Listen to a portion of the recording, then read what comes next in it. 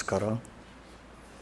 ಇವತ್ತಿನಿಂದ ಆರಂಭವಾಗಿ 3 ದಿವಸ ನಡೀತಾ ಇರುವ ಈ ಉಪನ್ಯಾಸ ಮಾಲೆಯನ್ನು ನಮ್ಮ ಸಂಸ್ಥೆಯ ನಿರಂತರ ಅಭಿಮಾನಿಗಳು, ಹಿತೈಷಿಗಳು ಆದ ಶ್ರೀಮತಿ ಮಿತ್ರವಿಂದ ಸುಬ್ರಹ್ಮಣ್ಯ, ಶ್ರೀ TR ಸುಬ್ರಹ್ಮಣ್ಯ, ಶ್ರೀ KS ಕೇಶವಮೂರ್ತಿ, ಶ್ರೀಮತಿ ಕುಮುದಿನಿ, ಈ ಸ್ನೇಹಿತರುಗಳು, ಈ ಪರಿವಾರದವರು ಪ್ರಾಯೋಜನೆ ಮಾಡಿದ್ದಾರೆ.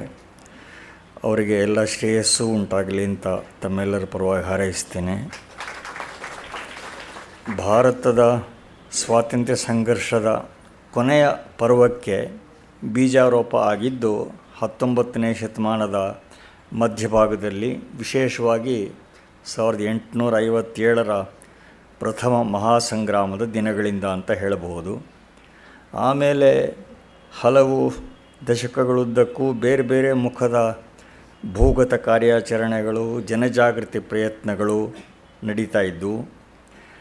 ರಾಜಕೀಯ ಕ್ಷೇತ್ರದ ಆಂದೋಲನಗಳಿಗಿಂತ ಸಾಮಾಜಿಕ ಸುಧಾರಣಾ ಪ್ರಯತ್ನಗಳು ಆಗಿನ ಸನ್ನಿವೇಶದಲ್ಲಿ ಅವಕ್ಕೆ ಆದ್ಯತೆ ಸಲ್ಲಬೇಕು ಅಂತ ಯೋಚಿಸುವ ಒಂದು ಧಾಟಿ ಕೂಡ ಆವಾಗ ಸಾಕಷ್ಟು ಪ್ರಚಲಿತವಾಗಿತ್ತು. ಸ್ವಾತಂತ್ರ್ಯಾಭಿಮುಖರಾಗಿದ್ದ ನೇತಾರರಲ್ಲಿಯೂ ಕೂಡ ಸೌಮ್ಯ ಮಾರ್ಗಿಗಳು ಆಗ ಮುಂಚೂಣಿಯಲ್ಲಿ ಇದ್ದರು. ಭಾರತೀಯ ಸಮಾಜ ಹೆಚ್ಚು ಪ್ರಖರವಾಗಿ ತನ್ನ ಸ್ವಾತಂತ್ರ್ಯಾರ್ಹತೆಯನ್ನು ಪ್ರಕಟಪಡಿಸಿದರೆ ಕ್ರಮೇಣ ಆಂಗ್ಲ ಸರ್ಕಾರ ಹೆಚ್ಚು ಸ್ಪಂದನಶೀಲ ಆಗಬಹುದು ಅನ್ನೋದು ಅವರೆಲ್ಲರ ಚಿಂತನೆ ಇತ್ತು. ಆದರೆ ಸಕ್ರಿಯ ಸಂಘರ್ಷ ನಡೆಸದೆ ಯಾವುದೇ ದೇಶ ದಾಸ್ಯದಿಂದ ವಿಮೋಚನೆ ಪಡೆದ ಉದಾಹರಣೆ ಇತಿಹಾಸದಲ್ಲಿ ಇಲ್ಲ. ನಮ್ಮಲ್ಲಿ ಆದದ್ದಾದರೂ ಹಾಗೇನೆ. 1885ರಿಂದ ಆಚೆಗೆ ರಾಜಕೀಯ ಕ್ಷೇತ್ರದಲ್ಲಿ ಪ್ರಮುಖ ವೇದಿಕೆ ಆದದ್ದು ಕಾಂಗ್ರೆಸ್. ಆರಂಭದ ವರ್ಷಗಳಲ್ಲಿ ಕಾಂಗ್ರೆಸ್ ಸೌಮ್ಯ ಮಾರ್ಗಕ್ಕೆ ಬದ್ಧವಾಗಿತ್ತು. ಈ ಸನ್ನಿವೇಶ ಸುಮಾರು 20 ವರ್ಷಗಳೇ ನಡೆಯಿತು.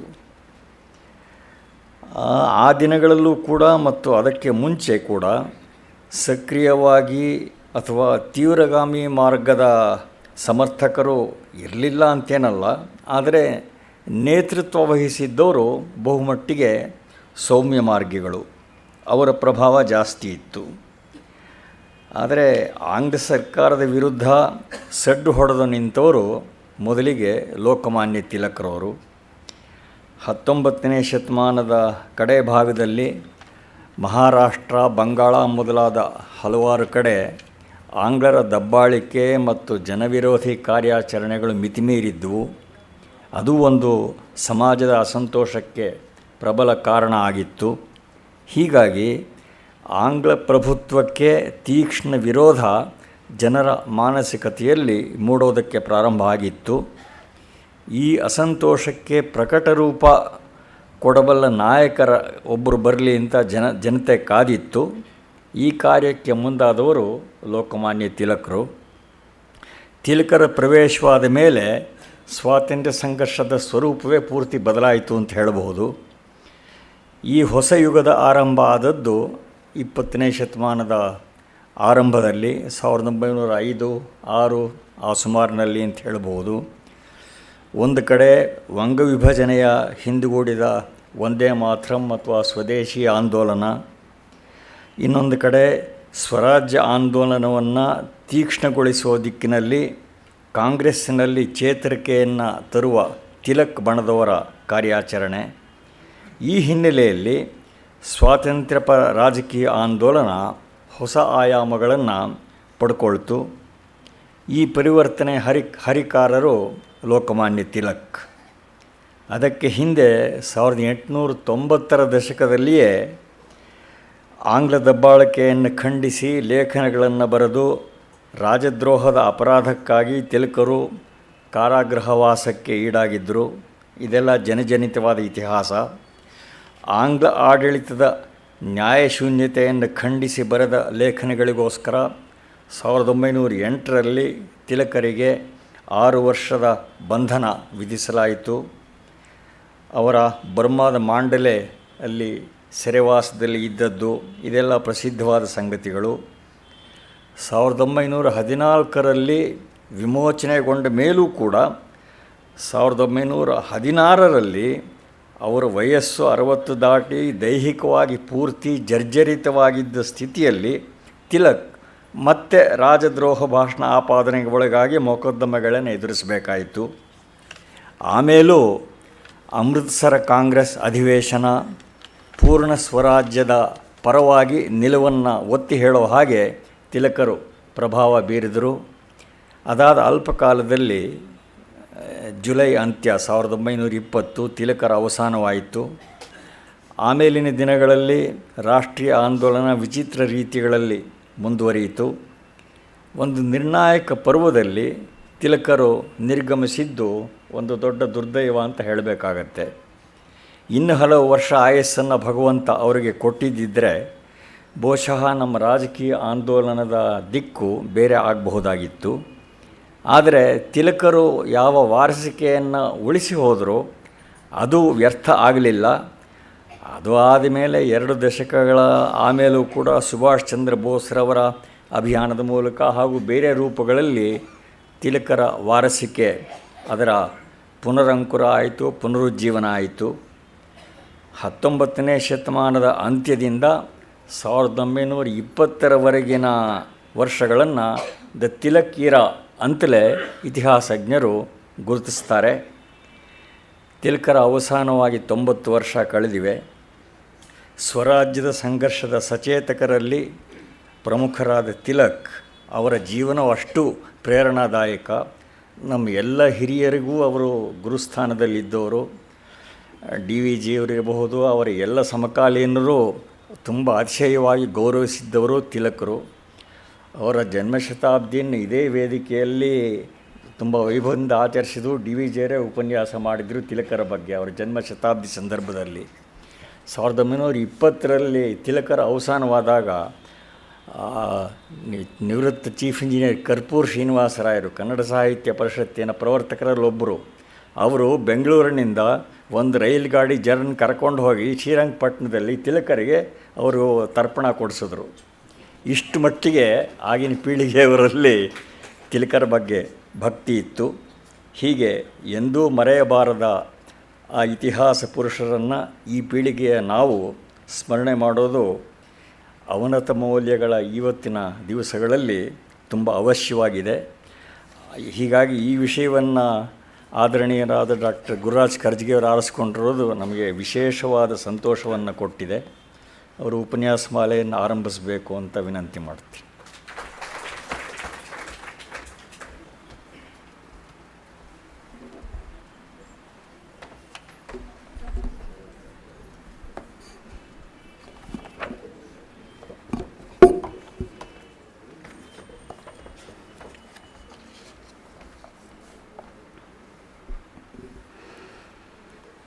ಎಲ್ಲ ಸಹೃದಯರಿಗೆ ನಮಸ್ಕಾರ. 3 ದಿನಗಳ ಕಾಲ ಲೋಕಮಾನ್ಯ ಬಾಲ್ ಗಂಗಾಧರ ತಿಲಕ್ ಅವ್ರನ್ನ ನೆನೆಸ್ಕೊಳ್ಳುವಂಥ ಭಾಗ್ಯ ನನಗೆ ಸಿಕ್ಕಿದೆ. ಇದಾಗಿ ಡಾಕ್ಟರ್ ರಾಮಸ್ವಾಮಿಯವರು ಹೇಳಿದ ಹಾಗೆ ಎಂದಿಗೂ ಮರೆಯಬಾರದಂಥ ಕೆಲವು ವ್ಯಕ್ತಿಗಳು, ಮರೆಯಲಾರದಂಥವರಲ್ಲ, ಮರೆಯಬಾರದಂಥ ವ್ಯಕ್ತಿಗಳಲ್ಲಿ ತಿಲಕರ ಅಗ್ರಮಾನ್ಯರು. ನಾವು ಇವತ್ತು ನಿಂತ್ಕೊಂಡು ಅವತ್ತಿನ ವಿಚಾರ ಮಾಡೋದಕ್ಕಿಂತ ಅವತ್ತಿನ ಕಾಲಘಟ್ಟದಲ್ಲಿ ನಿಂತ್ಕೊಂಡು ಮಾಡಿದಂಥ ಕೆಲಸ ಎಷ್ಟು ದೊಡ್ಡದು ಅಂತ ಅರ್ಥ ಆಗಬೇಕು. ಇವತ್ತಿನ ಸಾಂಸ್ಕೃತಿಕ ಪರಂಪರೆ ಬೇರೆ ಇದೆ, ಸಾಮಾಜಿಕ ಕೆಲಸ ಬೇರೆ ಇದೆ. ಯಾವುದಾದ್ರೂ ಕೆಲಸ ಸುಲಭವಾಗಿ ಆಗಬಹುದು ಅನಿಸುತ್ತೆ. ಆದರೆ ಆಗಿನ ಕಾಲದಲ್ಲಿ ನಿಂತ್ಕೊಂಡು ಆ ಚಿಂತನೆಯನ್ನು ಮಾಡಿ ರಾಷ್ಟ್ರದ ಪರಿಕಲ್ಪನೆಯನ್ನು ಗಟ್ಟಿ ಮಾಡಿ ದೇಶ ಪ್ರೇಮವನ್ನು ಬೆಳೆಸೋದು ಅಷ್ಟು ಸುಲಭದ ಮಾತಾಗಿರಲಿಲ್ಲ. ಅಂಥದ್ರಾಗಿ ನಿಂತ್ಕೊಂಡು ತಿಲಕರ ಯುಗ ಅಂತ ಕರೆಯೋ ಹಾಗೆ ಮಾಡಿದಂಥ ಒಬ್ಬ ವ್ಯಕ್ತಿ, ಅವನ ಜೀವನ ಚರಿತ್ರೆ ಬರೀ ಮನನ ಯೋಗ್ಯ ಮಾತ್ರ ಅಲ್ಲ, ಅನುಕರಣ ಯೋಗ್ಯವಾದಂಥದ್ದು. 64 ವರ್ಷದ ಸಾರ್ಥಕ ಸೇವೆ ಮಾಡಿದಂಥ ತಿಲಕರ ಜೀವನವನ್ನು 3 ದಿವಸದಲ್ಲಿ ಪರಿಚಯ ಮಾಡೋದು ತುಂಬ ಕಷ್ಟದ ಕೆಲಸ. ಆಕಾಶವನ್ನು ಅಂಗೈಯಲ್ಲಿ ಹಿಡ್ಕೊಂಡು ಹಾಗೆ ಪ್ರಯತ್ನ ಅಂತೂ ಮಾಡಬೇಕು. ಅದನ್ನು ಹೇಗೆ ವಿಭಜನೆ ಮಾಡ್ಕೋಬೇಕು ಅಂತ ವಿಚಾರ ಮಾಡಿದೆ. ನಾನು ಅಂದ್ಕೊಂಡದ್ದು ಹೀಗೆ, 3 ದಿವಸದಲ್ಲಿ 3 ಭಾಗದಲ್ಲಿ ನೋಡೋಣ ಅಂತ. ಮೊದಲು ಯಾವಾಗಲೂ ಒಬ್ಬ ವ್ಯಕ್ತಿಯನ್ನು ಗಮನಿಸಬೇಕಾದ್ರೆ ಹಿನ್ನೆಲೆಯನ್ನು ಗಮನಿಸಬೇಕಾಗ್ತದೆ. ಬಂದಂಥ ಹಿನ್ನೆಲೆ ಯಾವುದು ಅಂತ. ಹಿನ್ನೆಲೆ ಬಾಲ್ಯ ಮತ್ತು ಶಿಕ್ಷಣ ಒಂದು ಮಟ್ಟ ಆದರೆ, ಎರಡನೇದು ಅವರು ಪತ್ರಕರ್ತರಾಗಿ ಮತ್ತು ರಾಜಕಾರಣಿಯಾಗಿ ಮಾಡಿದಂಥ ಕೆಲಸ ಎರಡನೇ ಭಾಗ. ಮೂರನೇದು ಭಾರತದ ರಾಜಕೀಯದ ಪ್ರಮುಖರಲ್ಲಾದಾಗ ಅವರ ಸ್ಥಾನ ಯಾವುದಿತ್ತು ಮತ್ತು ಅವರ ಜೊತೆಗೆ ಅವರ ಸಂಬಂಧ ಹೇಗಿತ್ತು ಅನ್ನೋದು 3 ಭಾಗ ಆರಿಸ್ಕೊಂಡಿದ್ದೇನೆ. ನಾವು ನೋಡಿದ್ದೇವೆ, ನಮ್ಮ ಕೊಂಕಣ ಪ್ರದೇಶ ಅಂತಿದೆ. ಆ ಗುಜರಾತಿನ ಸೂರತ್ತಿಂದ ಹಿಡಿದು ಕರ್ನಾಟಕದ ಮಂಗಳೂರುವರೆಗೂ ಆ ಸಮುದ್ರ ದಂಡೆಗುಂಟ ಒಂದು ಪಟ್ಟಿ ಹಾಗೆ ಬರುವಂಥದ್ದು ಕೊಂಕಣ ಪ್ರದೇಶ ಅಂತ ಹೇಳ್ತೀವಿ. ಸುಮಾರು 400 ಮೈಲಿ ಆ ಜಾಗ. ಆ ಇಕ್ಕಟ್ಟಾದ ಪ್ರದೇಶ ಪಟ್ಟಿ ಹಾಗೆ ಇರುವಂಥದ್ದು. ಅದು ಯಾವ ಜಾಗದಲ್ಲೂ 40 ಮೈಲ್ಗಿಂತ ಅಗಲ ಇಲ್ಲ. ಅಗಲ 40 ಮೈಲಿ ಇಲ್ಲ ಸಮುದ್ರ ದಂಡೆಯಿಂದ, ಹಾಗೆ ಪಟ್ಟಿ ಆಕಾರ ಬಂದಿರುವಂಥದ್ದು. ಆಗ ಠಾಣ, ಕೊಲಾಬ, ರತ್ನಾಗಿರಿ, ಕರ್ನಾಟಕದ ಜಿಲ್ಲೆಗಳು ಕೆಲವೊಂದು, ಆ ಹಳೆಯ ಸಾವಂತವಾಡಿ, ಜಂಜೀರ ಸ್ಥಾನ ಇವೆಲ್ಲ ಸೇರಿ, ಮತ್ತು ಪೋರ್ಚುಗೀಸರು ಆಡಳಿತ ಇದ್ದಂಥ ಗೋವಾ ಕೂಡ ಅದರ ಭಾಗ. ಕೊಂಕಣ ಅಂತ ಕರಿತಿದ್ವಿ, ಆ ಕೊಂಕಣ ಪ್ರದೇಶ ಅಂತ. ಆ ಸಮುದ್ರದ ಪಕ್ಕದಲ್ಲೇ ಇರೋದರಿಂದ ಯಾವ ಪ್ರದೇಶವೂ ಅಷ್ಟು ಫಲವತ್ತಾದ ಪ್ರದೇಶ ಅಂತ ಇರಲಿಲ್ಲ. ಸಾಕಷ್ಟು ಜಮೀನು ಬಂಜರವಾದಂಥ ಜಮೀನು. ಅಲ್ಲಿ ಬೆಳೆಯುವಂಥ ಭತ್ತ ಮತ್ತು ಅಷ್ಟು ಉತ್ತಮ ಕ್ವಾಲಿಟಿ ಜೋಳ ಅಲ್ಲ. ಆಮೇಲೆ ನವಣೆ ಇವು ಜಾಸ್ತಿ ಬೆಳೆಯುವಂಥ ಪ್ರದೇಶ ಅದು. ಅಲ್ಲಿ ಬೆಳೆದದ್ದು ಇಡೀ ವರ್ಷ ಆಗ್ತದೆ ಅಂತೇನಿಲ್ಲ, ಸ್ವಲ್ಪ ದಿವಸ ನಡೆಯೋದು, 6 ತಿಂಗಳಾದರೂ ಸಾಕು. ಹೀಗಾಗಿ ತುಂಬ ಶ್ರೀಮಂತಿಕೆ ಅನ್ನೋದು ಕಾಣಿಸ್ತಿರಲಿಲ್ಲ. ಅದು ರತ್ನಾಗಿರಿ ಜಿಲ್ಲೆಗೂ ಹೊಂದಿದ್ದು ಅದೇನೆ. ರತ್ನಾಗಿರಿ ಜಿಲ್ಲೆಯಲ್ಲಿ ಅದೇ ಪರಿಸ್ಥಿತಿ ಆಯಿತು. ಆದರೆ ರತ್ನಾಗಿರಿಯಲ್ಲಿ ಜಿಲ್ಲೆಯಲ್ಲಿ ಕೆಲವರು ಮಾವಿನ ಹಣ್ಣು ಬೆರೆಯೋಕ್ಕೆ ಶುರು ಮಾಡಿದರು. ಈಗೆಲ್ಲ ತಾವು ಕೇಳಿ ರತ್ನಾಗಿರಿ ಮಾವಿನ ಹಣ್ಣು ಅಂದರೆ ಭಾಳ ಫೇಮಸ್, ಆಪೂಸ್ ಅಂತ ಕರೀತಾರೆ ಮಹಾರಾಷ್ಟ್ರದಲ್ಲೆಲ್ಲ. ಆದರೆ ಏನು ಮಾವಿನ ಹಣ್ಣು ಬೆಳೆದ್ರೂ ಒಂದು ಸೀಸನಲ್ಲ, ಅದು ಇಡೀ ವರ್ಷ ಆಗುವಂಥದ್ದಲ್ಲ. ಆದ್ದರಿಂದ ಹೊಟ್ಟೆಪಾಡಿಗಾಗಲಿ ಅಥವಾ ಜೀವನೋಪಾಯಕ್ಕಾಗಲಿ ಜೀವನದೇನೇ ಬೆಳೆಸಬೇಕು ಅಂತಂದರೆ ಅವ್ರು ಹೊರಗೆ ಹೋಗಲೇಬೇಕಾಗಿತ್ತು. ನೋಡಿ, ಅನಿವಾರ್ಯತೆ ಎಷ್ಟು ಜನಕ್ಕೆ ಬುದ್ಧಿ ಕಲಿಸುತ್ತೆ ಅಂದರೆ, ಹೇಳ್ತಾರೆ necessity is the mother of invention ಅಂತ. ಅವಶ್ಯಕತೆ ಬಂದಾಗ ಹೊಟ್ಟೆ ಏನಾದರೂ ಮಾಡಿಸುತ್ತೆ ಕೆಲಸ, ಅದಕ್ಕೆ ಅವ್ರು ಹೊರಗೆ ಹೋಗಲೇಬೇಕು. ಬಹುಶಃ ಇದನ್ನು ಹೇಳಿದರೆ ಕೇರಳಕ್ಕೂ ಸಮನ್ವಯ ಆಗ್ತದೆ. ನಮ್ಮ ಮಂಗಳೂರು ಪ್ರದೇಶ ನೋಡಿ, ಸಾಕಷ್ಟು ಜನ ಹೊರಗಿದ್ದಾರೆ. ಅವಾಗೆಲ್ಲ ತಮಾಷೆ ಆಗ್ತಿತ್ತು. 1969ನೇ ಇಸ್ವಿಗೆ ಮೊಟ್ಟ ಮೊದಲನೇ ಬಾರಿಗೆ ಮನುಷ್ಯ ಚಂದ್ರನ ಮೇಲೆ ಇಳಿದ, ನೀಲ್ ಆರ್ಮ್ಸ್ಟ್ರಾಂಗ್. ಆಗೆಲ್ಲ ಕಾರ್ಟೂನ್ ಬರೋದು, ಜೋಕ್ಸ್ ಬರೋದು ಪೇಪರಲ್ಲೆಲ್ಲನೂ, ಚಿತ್ರ ಬಿಡಿಸೋರು. ಆರ್ಮ್ಸ್ಟ್ರಾಂಗ್ ಮೊದಲ ಮನುಷ್ಯ ಭೂಮಿ ಮೇಲೆ ಇಳಿದವನು ಅಂತ ಇಳಿದು ಹಾರಾಡ್ತಿರ್ಬೇಕಾದ್ರೆ ಯಾರೋ ಕೂಗಿದಂಗೆ ಆಯ್ತಾ, ಕಾಫಿ ಬೇಕಾ ಸರ್ ಅಂತ ಕೇಳ್ದಂಗೆ ಆಯ್ತಂತೆ. ತಿರುಗಿ ನೋಡಿದ್ರೆ ಉಡುಪಿ ಮಾಣಿ ಇದ್ದ ಅಲ್ಲಿ ಅಂತ. ಅಂದರೆ ಉಡುಪಿಯವರು ಎಲ್ಲ ಕಡೆ ಸೇರಿಕೊಂಡಿದ್ದಾರೆ ಅಂತ ಅನ್ನೋದಕ್ಕೆ ಕಾರಣ ಅದು. ಯಾಕಂದರೆ ಅಲ್ಲಿ ಅವಕಾಶ ಇಲ್ಲ, ಹೊರಗಡೆನೇ ಹೋಗಬೇಕು, ಇರೋ ಸ್ವಲ್ಪ ಜಾಗ. ಆದ್ದರಿಂದ ಜಾಗ ಎಲ್ಲರೂ ಹಂಚ್ಕೋಬೇಕಾದ್ರೆ ಹೊರಗೆ ಹೋಗಬೇಕು ಅಂಥೇಳಿ ಆ ಅನಿವಾರ್ಯತೆಯನ್ನು ಎಷ್ಟು ಚೆನ್ನಾಗಿ ಬಳಸಿಕೊಂಡು ಅದನ್ನು ಜೀವನದೊಂದು ಸಾಧನ ಮಾರ್ಗ ಮಾಡ್ಕೊಂಡ್ಬಿಟ್ಟಿದ್ದಾರೆ. ಎಲ್ಲ ಕಡೆ ಹೋಗಿದ್ದಾರೆ. ಅದೇ ಥರ ಕೊಂಕಣ ಜನ ಬೇರೆ ಬೇರೆ ಪ್ರಪಂಚದ ಎಲ್ಲ ಕಡೆಗೂ ಹೋಗಿದ್ದಾರೆ, ದೊಡ್ಡ ಸಾಧನೆ ಮಾಡಿದ್ದಾರೆ. ತಮ್ಮ ಪರಿಶ್ರಮದಿಂದ, ಛಲದಿಂದ, ಪ್ರಾಮಾಣಿಕತೆಯಿಂದ ಸಾಧನೆ ಮಾಡಿ ತಮ್ಮದೊಂದು ಸ್ಟ್ಯಾಂಪ್ ಒತ್ತಿದ್ದಾರೆ ಎಲ್ಲಿ ಹೋದಲ್ಲಿ. ಎಷ್ಟರ ಮಟ್ಟಿಗೆ ಅಂದರೆ ಕೊಂಕಣ ಜನ ಬುದ್ಧಿವಂತರು ಅಂತ ಒಂದು ಸ್ಟ್ಯಾಂಪ್ ಬಂದುಬಿಟ್ಟಿದೆ. ಆ ಥರದ ಪ್ರದೇಶ. ಸುಮಾರು ಮಹಾರಾಷ್ಟ್ರದ 300 ವರ್ಷದ ಇತಿಹಾಸ ನೋಡಿದರೆ ಸಾಕಷ್ಟು ಜನ ಉತ್ಸಾಹಿ ತರುಣರು ಕೊಂಕಣದಿಂದ ಪುಣೆ, ಸಾತಾರ, ಮುಂಬೈ ಆ ಕಡೆ ಹೋಗೋದುಂಟು. ಅದಕ್ಕೆ ನಂದೇ ಹೇಳೋದಾದರೆ, ಧಾರವಾಡದಲ್ಲಿ ಕೂಡ ಅಲ್ಲಿ ಹುಡುಗರಿಗೆ ಮೊದಲು ನೌಕರಿ ಪ್ರಯತ್ನ ಮಾಡೋದು ಮುಂಬೈ ಇತ್ತು. ಬೆಂಗಳೂರು ಯಾರೂ ಬರ್ತಿರಲಿಲ್ಲ ಆ ಕೆಲಸಕ್ಕೆ. ಕೆಲಸ ಬೇಕು ಅಂದರೆ ಮುಂಬೈಗೆ ಹೋಗಬೇಕು, ಪುಣೆಗೆ ಹೋಗಬೇಕು, ಮಿರಜ್ಗೆ ಹೋಗಬೇಕು. ಇತ್ತೀಚೆಗೆ ಸಾಫ್ಟ್ವೇರ್ ಕಂಪ್ನಿ ಶುರು ಆದಮೇಲೆ ಬೆಂಗಳೂರು ಕಡೆ ಬರೋದು ಎಕ್ಸೋಡಸ್ ಶುರು ಆಯಿತು. ಮೊದಲು ಇರಲಿಲ್ಲ. ಆಸ್ಪತ್ರೆಗೆ ಹೋಗ್ಬೇಕಂದ್ರೂ ಕೂಡ ಧಾರವಾಡ, ಹುಬ್ಬಳ್ಳಿ ಅವರು ಯಾರೂ ಬೆಂಗಳೂರಿಗೆ ಬರ್ತಿರಲಿಲ್ಲ, ಮಿರಜ್ಗೆ ಹೋಗಬೇಕು. ಮಿರಜ್ ಆವಾಗ ಫೈನಲ್ ಡೆಸ್ಟಿನೇಷನ್ ಫಾರ್ ಮೆಡಿಸಿನ್ ಅಂತ, ಔಷಧಕ್ಕೆ ಅದು ಒಳ್ಳೆಯದು. ಹಾಗೆ ಮಹಾರಾಷ್ಟ್ರದ ಬಂಧ ಜಾಸ್ತಿ. ಅದಕ್ಕೆ ಇನ್ನೂ ಆವತ್ತು ಬಾಂಬೆ ಕರ್ನಾಟಕ ಏರಿಯಾ ಅಂತ ಕರಿತಿದ್ರು ಅದನ್ನೆಲ್ಲ. ಹಾಗೆ ಹೀಗಾಗಿ ಆ ಮಕ್ಕಳು ಸಾಕಷ್ಟು ಜನ ತರುಣರು ಅಲ್ಲಿ ಹೋಗಿ ತುಂಬ ಕಷ್ಟಪಟ್ಟು ಶ್ರಮವಹಿಸಿ ದೊಡ್ಡ ಸ್ಥಾನಕ್ಕೆ ಏರಿದಂಥವ್ರು ಬೇಕಾದಷ್ಟು ಜನ ಇದ್ದಾರೆ ಮಹಾರಾಷ್ಟ್ರದ ಇತಿಹಾಸದಲ್ಲಿ. ಇನ್ನೊಂದು ಮುಖ್ಯ ಕಾರಣ ಆಯಿತು. ಶಿವಾಜಿ ಮಹಾರಾಜರ ಮೊಮ್ಮಗ ಶಾಹು ಮಹಾರಾಜ್ ಅಂತ. ಈಗ ಶಾಹು ಛತ್ರಪತಿ ಅಂತ ಟ್ರೈನ್ ಹೋಗ್ತದಲ್ಲ, ಇದು ಶಾಹು ಛತ್ರಪತಿ ಟರ್ಮಿನಸ್ ಅಂತ ಮಾಡಿದ್ದಾರೆ ಕೊಲ್ಹಾಪುರದಲ್ಲಿ. ಆ ಶಾಹು ಮಹಾರಾಜರಿಗೆ ಮುಖ್ಯಮಂತ್ರಿ ಆಗಿದ್ದವರು ಬಾಲಾಜಿ ವಿಶ್ವನಾಥ ಭಟ್ರು ಅಂತ. ಅವರು ಮುಖ್ಯಮಂತ್ರಿ ಆಗಿದ್ದವರು. ಅವರು ಚಿತ್ಪಾವನ ಅಂತ ಒಂದು ಸಣ್ಣ ಕಮ್ಯುನಿಟಿ ಇದೆ ಬ್ರಾಹ್ಮಣರೊಳಗೆ, ಚಿತ್ಪಾವನ ಬ್ರಾಹ್ಮಣರು ಅಂತ. ಅತ್ಯಂತ ಸಣ್ಣ ಕಮ್ಯುನಿಟಿ ಅದು. ಅಲ್ಲಿ ಚಿತ್ಪಾವನ ಬ್ರಾಹ್ಮಣರ ಮನೆತನಕ್ಕೆ ಸೇರಿದಂಥ ಬಾಲಾಜಿ ವಿಶ್ವನಾಥ ಭಟ್ರು ಅಲ್ಲಿ ಹೋಗಿ ಮುಖ್ಯಮಂತ್ರಿ ಆದರು. ಇದು ಸಾಮಾನ್ಯವಾಗಿ ಆಗುವಂಥದ್ದು. ಇವ್ರು ಹೋಗಿ ಮುಖ್ಯಮಂತ್ರಿ ಆದಮೇಲೆ ಸಾಕಷ್ಟು ಜನ ತಮ್ಮ ಹುಡುಗರನ್ನು ಕರ್ಕೊಂಡು ಹೋದರು ಅಲ್ಲಿ ಹೋದಾಗ. ಅವರ ಮೂಲಕ ಸಾಕಷ್ಟು ಜನ ಚಿತ್ಪಾವನ ಹುಡುಗರು ಹೋಗಿ ಪುಣೆ ಸೇರಿಕೊಂಡ್ರು, ಕೊಲ್ಹಾಪುರ ಸೇರಿಕೊಂಡ್ರು, ಸಾತಾರ ಸೇರಿಕೊಂಡ್ರು. ಮತ್ತು ಇನ್ನೊಂದು, ಆ ಶಾಹು ಮಹಾರಾಜ ಅಷ್ಟೇ ಅಲ್ಲ, ಆ ಪರಂಪರೆ ಉಳಿಯೋ ತನಕ, ಮಹಾರಾಜರ ಪರಂಪರೆ ಉಳಿಯೋ ತನಕನೇ ಈ ಚಿತ್ಪಾವನ ಬ್ರಾಹ್ಮಣದ ಹುಡುಗರು ಅವರೇ ಮುಖ್ಯಮಂತ್ರಿಗಳಾಗಿ ಬೆಳ್ಕೊಂಬಂದರು. ಕೊನೆಗೆ ಬ್ರಿಟಿಷರು ಬಂದು ಈ ಸಾಮ್ರಾಜ್ಯ ತುಳಿದು ಹಾಕೋವರೆಗೂ ಮಹಾರಾಷ್ಟ್ರದ ಉನ್ನತಿಯ ಕಾಲದಲ್ಲಿ ಈ ಭಟ್ಟರ ಮನೆತನದಂತೆ ಇನ್ನೊಂದಿಷ್ಟು ಮನೆತನಗಳು ಹೋದವು. ಭಾನು ಮನೆತನ, ಫಡ್ಕೆ ಅಂಥೇಳಿ, ಪಟವರ್ಧನ್, ಈ ಮನೆತನಗಳು ಸಾಕಷ್ಟು ಜನ ಹುಡುಗರು ಅಲ್ಲಿ ಹೋದರು. ಅವ್ರು ಹೋಗಿ ದೊಡ್ಡ ದೊಡ್ಡ ಸ್ಥಾನದಲ್ಲಿ ಸೇರಿಕೊಂಡ್ರು. ಈಗಾದರೂ ಮಹಾರಾಷ್ಟ್ರಕ್ಕೆ ಹೋದರೆ ದೊಡ್ಡ ಹೆಸರುಗಳು, ಫಡ್ಕೆ, ಪಟವರ್ಧನ್, ಭಾನು ಅಂತ ಹೇಳಿದರೆ ಭಾಳ ದೊಡ್ಡ ಹೆಸರುಗಳು. ಅಲ್ಲೆಲ್ಲ ಹೋಗಿ ದೊಡ್ಡ ಸ್ಥಾನಕ್ಕೆ ಸೇರಿಕೊಂಡ್ರು. ಇದು ಹಾಗೆಯೇ ಬ್ರಿಟಿಷರ ಆಳ್ವಿಕೆಯಲ್ಲಿ ಕೂಡ ಮುಂದೆ ಮಾಡ್ಕೊಂಡ್ಬಂತು. ಈ ಮರಾಠ ರಾಜ್ಯದಲ್ಲಿದ್ದ ಹಾಗೆ, ಆಗ ಮೊದಲ ಕಾಲದಲ್ಲಿದ್ದ ಹಾಗೆ ಬ್ರಿಟಿಷ್ ಕಾಲದಲ್ಲಿ ಕೂಡ ಬಾಜಿರಾವ್ ಆಗಲಿ, ನಾನಾ ಫಡನ್ವೀಸ್ ಆಗಲಿ, ಹರಿಪಂತ್ ಫಡ್ಕೆ ಆಗಲಿ, ಮಾಂಡಲಿಕ್ ಆಗಲಿ, ಕಾನಡೆ ಆಗಲಿ, ರಾನಡೆ ಅವರಾಗಲಿ, ಕರ್ವೆ ಅವರಾಗಲಿ, ತಿಲಕ್ ಅವರಾಗಲಿ, ಗೋಖಲೆ ಅವರಾಗಲಿ, ಇದೇ ಪರಂಪರೆಯಲ್ಲಿ ಬಂದವರು ಎಲ್ಲರೂ ಚಿತ್ಪಾವನ ಪರಂಪರೆಗೆ ಸೇರಿದವರು. ಸಣ್ಣ ಗುಂಪು ನೋಡಿದರೆ ಯಾವಾಗಲೂ ಅದು ಹೇಳ್ತೀನಿ, ಸಣ್ಣದಿದ್ದಷ್ಟು ಅದು ಗಟ್ಟಿಯಾಗಿರ್ತದೇನೋ ಅಂತ ಅನಿಸುತ್ತೆ. ನಾನು ತಮಾಷೆ ಮಾಡೋದು ಉಂಟಿದ್ದೀನ, ನ್ಯೂಯಾರ್ಕಲ್ಲಿ ಕನ್ನಡ ಸಂಘ ಗಟ್ಟಿ ಆದಷ್ಟು ಬೆಂಗಳೂರಲ್ಲಿ ಆಗಲಿಕ್ಕಿಲ್ಲೇನೋ ಅಂತ. ಯಾಕಂದರೆ ಸ್ವಲ್ಪ ಜನ ಇರೋದು, ಅವರಿಗೆ ಜೊತೆಗಿರಬೇಕು ಅಂತ ಒಂದು ಹಪಾಹಪಿ ಇರ್ತದೆ. ಅವರು ಸೇರ್ಕೋತಾರೆ, ಗಟ್ಟಿಯಾಗಿ ಸೇರ್ಕೋತಾರೆ. ನಮ್ಮ ಆಶ್ಚರ್ಯ ಅಂದರೆ ಒಂದು ಕಡೆ ಹೋದಾಗ, ಕನ್ನಡ ಸಂಘದ ಪ್ರೋಗ್ರಾಮಿಗೆ ಹೋದಾಗ ಅಮೆರಿಕಾದಲ್ಲಿ, ಅವ್ರು ತಪ್ಪಿ ಕೂಡ ಇಂಗ್ಲೀಷ್ ಮಾತಾಡ್ತಿರ್ಲಿಲ್ಲ. ಯಾರು ಮಾತಾಡಿದ್ರೆ ಇಂಗ್ಲೀಷೇ ಬೇಡ, ಕನ್ನಡದಲ್ಲಿ ಮಾತಾಡು. ಆದರೆ ನಮ್ಮ ಹುಡುಗರು ಇಲ್ಲಿ ಮಾತಾಡಿದಾಗ 90% ಇಂಗ್ಲೀಷ್ ಇರುತ್ತೆ, 10% ಅಲ್ಲೆಲ್ಲಿ ಕನ್ನಡ ಬರ್ತಾ ಇರುತ್ತೆ ಜೋಡಿಸೋದಕ್ಕೆ. ಅಂದರೆ ನಮ್ಮ ಭಾಷೆಯ ಬಗ್ಗೆ ಆಗಲಿ, ನಮ್ಮ ಪರಂಪರೆ ಬಗ್ಗೆ ಗಟ್ಟಿ ಬರೋದು ಸ್ವಲ್ಪ ಇದ್ದಾಗ ಅಂತ ಅನಿಸುತ್ತೆ. ಅಲ್ಲಿ ಹೋದಾಗ ಅವ್ರು ಚೆನ್ನಾಗಿ ಆರ್ಗನೈಸ್ ಆಗಿ ಬೆಳ್ಕೊಂಬಂದರು. ಒಂದು ಕಲ್ಪನೆ ಬಂದುಬಿಟ್ಟದ್ದು ಜನಕ್ಕೆ, ಈ ಚಿತ್ಪಾವನ ಜನ ಬುದ್ಧಿವಂತರು ಅಂತ. ಅದಕ್ಕೇನು ವೈಜ್ಞಾನಿಕ ಆಧಾರ ಇಲ್ಲ. ಈ ಚಿತ್ಪಾವನ ಬ್ರಾಹ್ಮಣರು ಭಾಳ ಬುದ್ಧಿವಂತರು ಅಂಥೇಳಿ, ಅದು ಆವಾಗಿನಿಂದ ಮಹಾರಾಜರ ಮುಖ್ಯಮಂತ್ರಿ ಆದಾಗಿನಿಂದ ಬಂದಂಥದ್ದು. ಈ ವಿದ್ವತ್ತು ಮತ್ತು ದೈವ ಭಕ್ತಿ ಇವೆರಡೂ ಚಿತ್ಪಾವನ ಬ್ರಾಹ್ಮಣರಿಗೆ ಬಂದಂಥದ್ದು, ಮೊದಲಿಂದ ಮನೆ ಪರಂಪರೆಯಿಂದ ಬಂದಂಥದ್ದು. ಆ ಮನೆತನಕ್ಕೆ ಸೇರಿದವರು ತಿಲಕ್ ಅವರು, ಚಿತ್ಪಾವನ ಬ್ರಾಹ್ಮಣ ಮನೆತನಕ್ಕೆ ಸೇರಿದವರು. ಇವರ ತಂದೆ ಗಂಗಾಧರ್ ರಾಮಚಂದ್ರರಾವ್ ತಿಲಕ್ ಅಂತ. ಆ ಗಂಗಾಧರ್ ರಾವ್ ಅವರು ಶಾಲೆ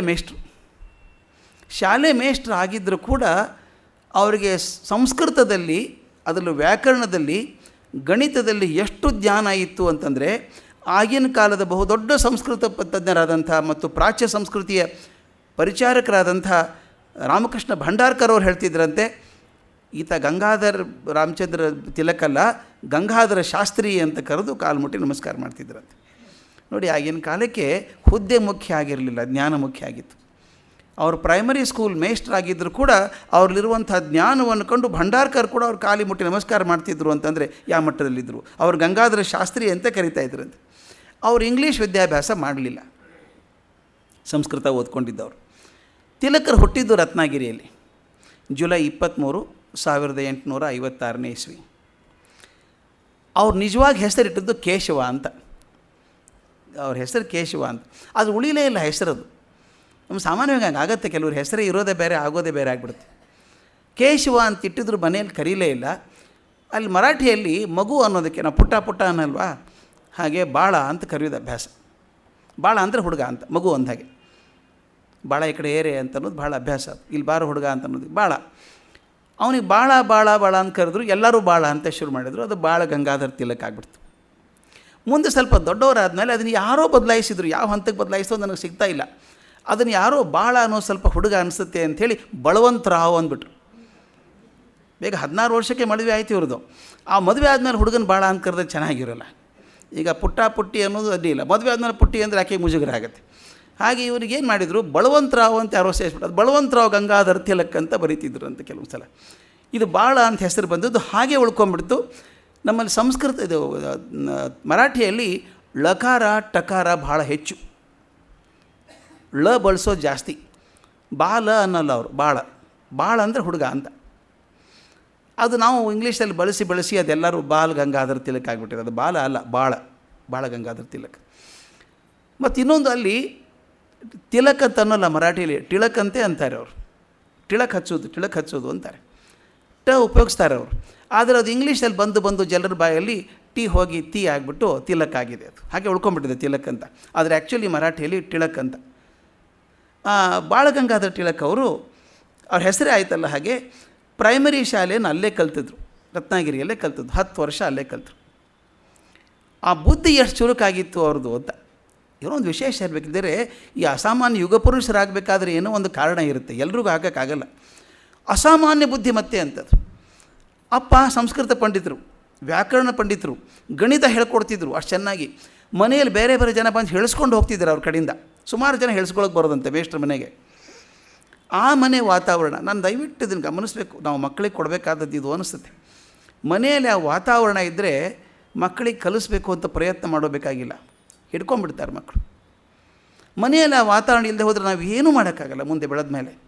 ಇದು ನಾನು ಯಾಕೆ ತಿಲಕರ ಮಾತಲ್ಲಿ ಹೇಳ್ತೀನಿ ಅಂದರೆ, ತಂದೆ ಎಂಥ ಅದ್ಭುತವಾದ ವಾತಾವರಣ ಸೃಷ್ಟಿ ಮಾಡಿದ್ರು ಮನೆಯಲ್ಲಿ. ಅದನ್ನು ತೊಗೋತೀನಿ ಮುಂದೆ ಅವ್ರ ಅಜ್ಜನ ಕಥೆ ಹೇಳ್ತೀನಿ, ಬಾಲಗಂಗಾಧರ ತಿಲಕರ ಅಜ್ಜರ ಕಥೆ. ಅದ್ಭುತವಾದ ಕಥೆಗಳೆಲ್ಲವು. ಅವ್ರು ಬಂದು ಏನು ಮಗನ ಮೇಲೆ ಪರಿಣಾಮ ಮಾಡಿದರು ಅಂತ.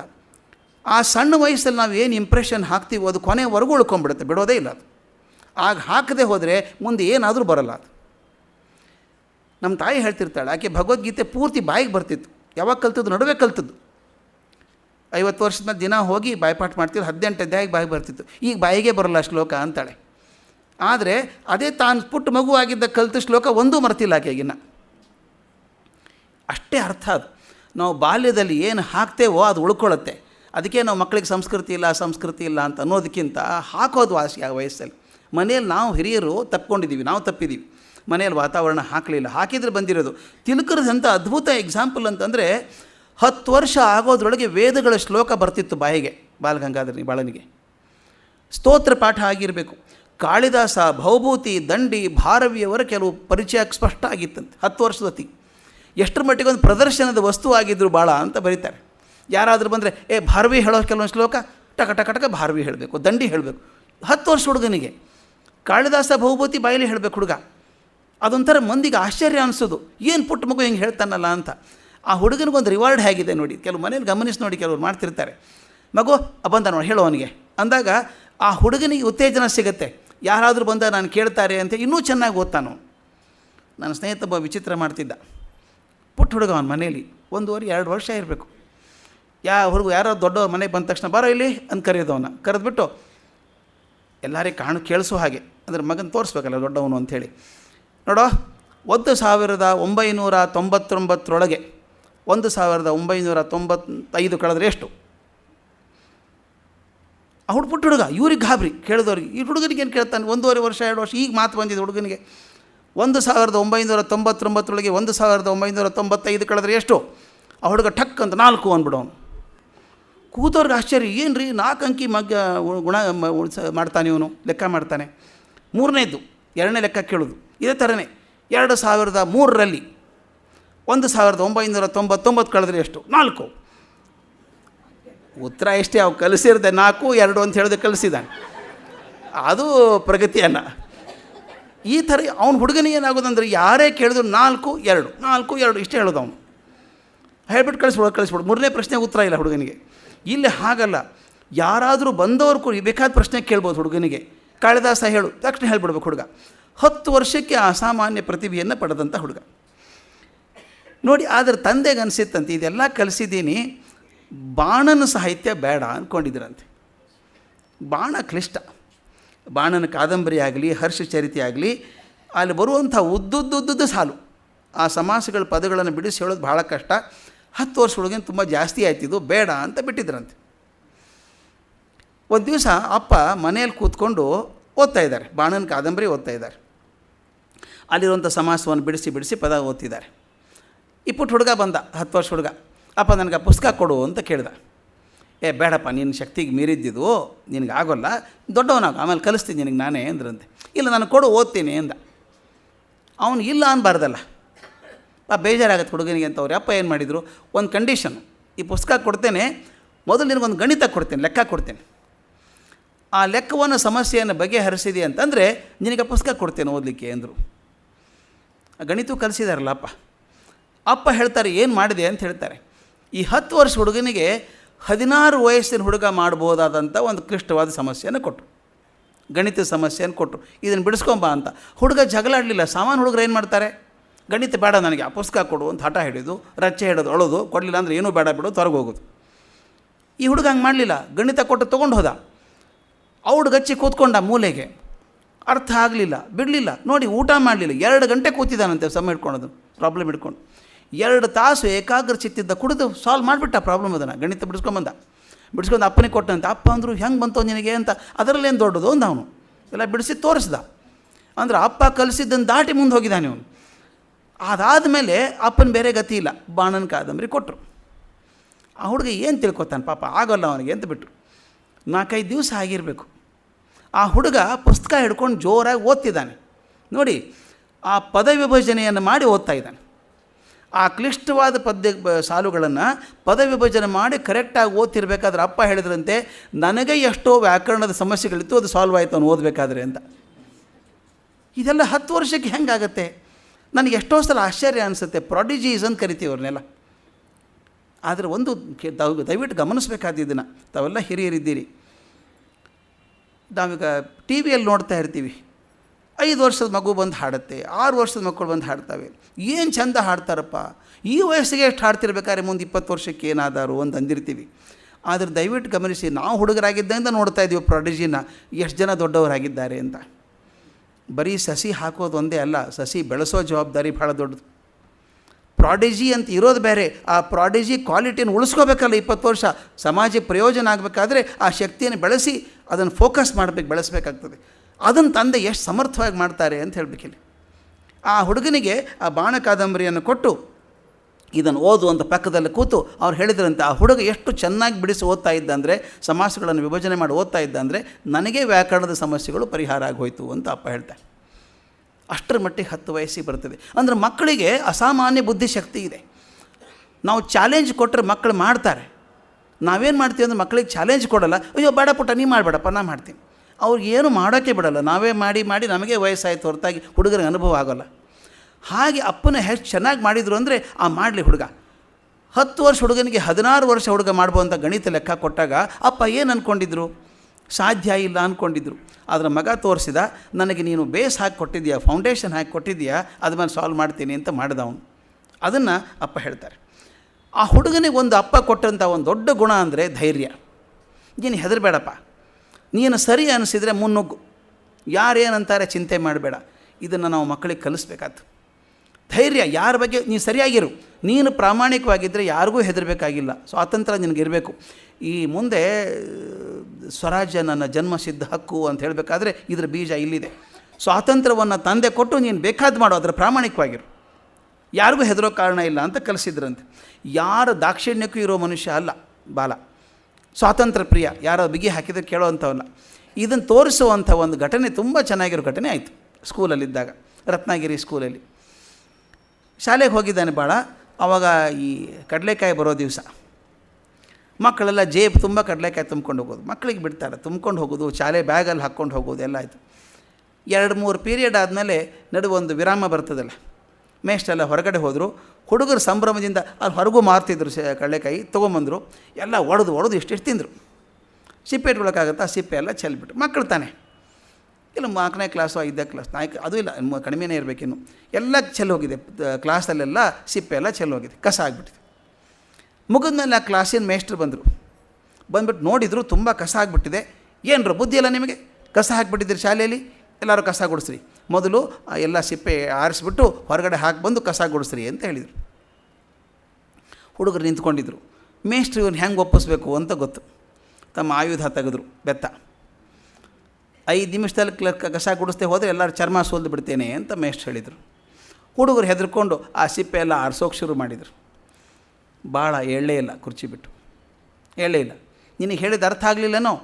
ಯಾಕೆ ಹೇಳಲಿಲ್ಲ? ಮೇಲೆ ಸ್ವಚ್ಛ ಮಾಡೋಕ್ಕೆ ಶುರು ಮಾಡು ಅಂದರು. ನಾ ಮಾಡೋಲ್ಲ ಅಂದ ಅವನು. ನಾನು ಒಂದೇ ಒಂದು ಕಾಯಿ ಕಡಲೆಕಾಯಿ ತಿಂದಿಲ್ಲ, ನಾನು ಒಂದು ಸಿಪ್ಪೆನೂ ಹಾಕಿಲ್ಲ, ಆದ್ದರಿಂದ ತೆಗೆಯೋ ಕೆಲಸ ನನಗೆಲ್ಲ. ಯಾರು ಹಾಕಿದಾರೋ ಅವ್ರು ತೆಗೀಲಿ ಅಂದ. ಸುಳ್ಳು ಹೇಳ್ತೀಯ ನೀನು?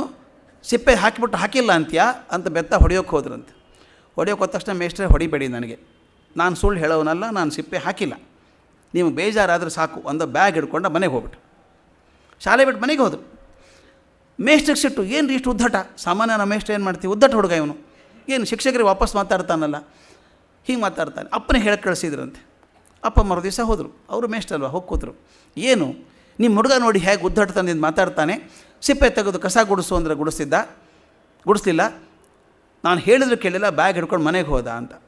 ಅಪ್ಪ ಹೇಳಿದ್ರಂತೆ, ಮಕ್ಕಳೇ ಎಲ್ಲರೂ ಕಸ ಗುಡಿಸಿ ಕ್ಲಾಸ್ ಶುದ್ಧಿ ಮಾಡಿ ಅಂದರೆ ನನ್ನ ಮಗ ಮೊದಲೇ ನಂಬರ್ ಅವನೇ ಇರ್ತಿದ್ದ, ಕಸ ಗುಡಿಸ್ತಾ ಇದ್ದ.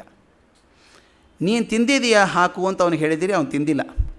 ಯಾಕಂದರೆ ಮನೇಲಿ ಒಂದು ಪಾಠ ಹಾಕಿದ್ದೀನಿ, ಹೊರಗಡೆ ಏನೂ ತಿನ್ನಬಾರ್ದು ಅಂತ. ಅವನಿಗೆ ತಿನ್ನೋದಕ್ಕೊಂದು ಪೈಸಾ ಕೊಡಲ್ಲ ಯಾವತ್ತೂ ನಾನು, ಆದ್ದರಿಂದ ಆತ ತಿನ್ನೋಕ್ಕೆ ಸಾಧ್ಯ ಇಲ್ಲ. ಅವ್ನು ಸುಳ್ಳು ಹೇಳೋಕ್ಕೆ ಬರಲ್ಲ ಅವನಿಗೆ. ಎಷ್ಟು ಚೆನ್ನಾಗಿ ಹೇಳಿದ್ರು ನೋಡಿ, ಅವ್ನು ಸುಳ್ಳು ಹೇಳೋಕ್ಕೆ ಬರೋದಿಲ್ಲ ಅವನಿಗೆ. ಅವ್ನು ತಿಂದಿಲ್ಲ, ತಿನ್ನೋಕ್ಕೆ ಸಾಧ್ಯನೇ ಇಲ್ಲ. ಮನೇಲಿ ಹೇಳೇ ಬಿಟ್ಟಿದ್ದೀನಿ ಹೊರಗೆ ತಿನ್ನೋದಿಲ್ಲ ಅಂತ, ಆದ್ದರಿಂದ ಕಸ ತೆಗೆದಿಲ್ಲ. ನೀವೇನು ಹೇಳಿದ್ದೀರಿ? ತಿಂದು ಕಸ ಹಾಕಿರೋದ್ರಿಂದ ಶುದ್ಧ ಮಾಡಿ ಅಂತ ಹೇಳಿದ್ದೀರಿ, ಆತ ಕಲಸ ಹಾಕಿಲ್ಲ. ಸುಮ್ಮನೆ ಕ್ಲಾಸ್ ಶುದ್ಧವಾಗಿಡಬೇಕು, ಕಸ ಗುಡಿಸಿ ಅಂದರೆ ಮೊದಲೇ ನಂಬರ್ ಬರ್ತಿದ್ದ, ವಾಲಂಟಿಯರಾಗಿ ಬರ್ತಿದ್ದ ಅವನು. ಆದ್ದರಿಂದ ತಪ್ಪಾಗಿದೆ ಅಂತ ಮೇಷ್ಟ್ರಿಗೆ ಅರ್ಥ ಆಯ್ತಂತೆ. ತಾನು ಮಾಡದ ಶಿಕ್ಷೆಗೆ, ತಾನು ಮಾಡದ ತಪ್ಪಿಗೆ ಎಂದು ಶಿಕ್ಷೆ ಅನುಭವಿಸಲ್ಲ ಅಂತ ಭಾಳ ಆವಾಗಲೇ 10 ವರ್ಷದ ಮೊದಲೇ ಹೇಳಿದಂಥದ್ದು. ಮುಂದೆ ತಂದೆಗೆ ಪ್ರಮೋಷನ್ ಆಯಿತು. ಪ್ರಮೋಷನ್ ಹೇಗಿದೆ ನೋಡಿ, ಅದು ಅಸಿಸ್ಟೆಂಟ್ ಡೆಪ್ಯೂಟಿ ಸೂಪ್ರಿಂಟೆಂಡೆಂಟ್ ಅಂತ. ಡೆಪ್ಯೂಟಿ ಅಂದರೆ ಅಸಿಸ್ಟೆಂಟ್, ಅದು ಆ್ಯಕ್ಚುಲಿ ನೋಡಿದರೆ ಇವರು ಆ ಪ್ರೈಮರಿ ಶಾಲೆ ವಿಭಾಗಕ್ಕೆ ಅಸಿಸ್ಟೆಂಟ್ ಡೆಪ್ಯೂಟಿ ಸೂಪ್ರಿಂಟೆಂಡೆಂಟ್ ಇವರು. ಆ ಪೋಸ್ಟಿಗೆ ಪುಣೆಗೆ ಬಂದರು. ಅದೊಂದೇ ಹೈಯೆಸ್ಟ್ ಪೋಸ್ಟ್ ಅವ್ರಿಗೆ ಬರೋದು. ಯಾಕಂದರೆ ಇಂಗ್ಲೀಷ್ ಕಲ್ತಿಲ್ಲ ಅವರು. ಇಂಗ್ಲೀಷ್ ಕಲ್ತಿರೋದ್ರಿಂದ ಪುಣೆ ಭಾಗದಲ್ಲಿ, ಪುಣೆ ಜಿಲ್ಲೆಯಲ್ಲಿ ಅಡ್ಡಾಡ್ಕೊಂಡಿರಬೇಕು ಅಂತ ಕಳಿಸಿದ್ದಾರೆ.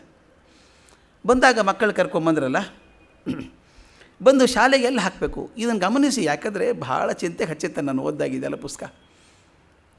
ನಾನೊಂದು ವಿಷಯ ಹೇಳಿಬಿಡ್ಬೇಕಿದೆ, ಸ್ವಲ್ಪ ವಿಷಯಾಂತರ ಆದರೂ ಅಡ್ಡಿ ಇಲ್ಲ. ನಾನು ತಿಲಕರ ಬಗ್ಗೆ ಅಷ್ಟು ಜಾಸ್ತಿ ಓದ್ಕೊಂಡಿರಲಿಲ್ಲ. ಓದಿದ್ದು ಎಲ್ಲರೂ ಹಾಗೆ ಅಲ್ಲಿ ಇಲ್ಲಿ ಓದಿದ್ದು, ಕೆಲವು ಆರ್ಟಿಕಲ್ಸ್ ಓದಿದ್ದು, ಸಣ್ಣ ಸಣ್ಣ ಪುಸ್ತಕ, ಜೀವನ ಚರಿತ್ರೆ ಓದಿದ್ದೆ.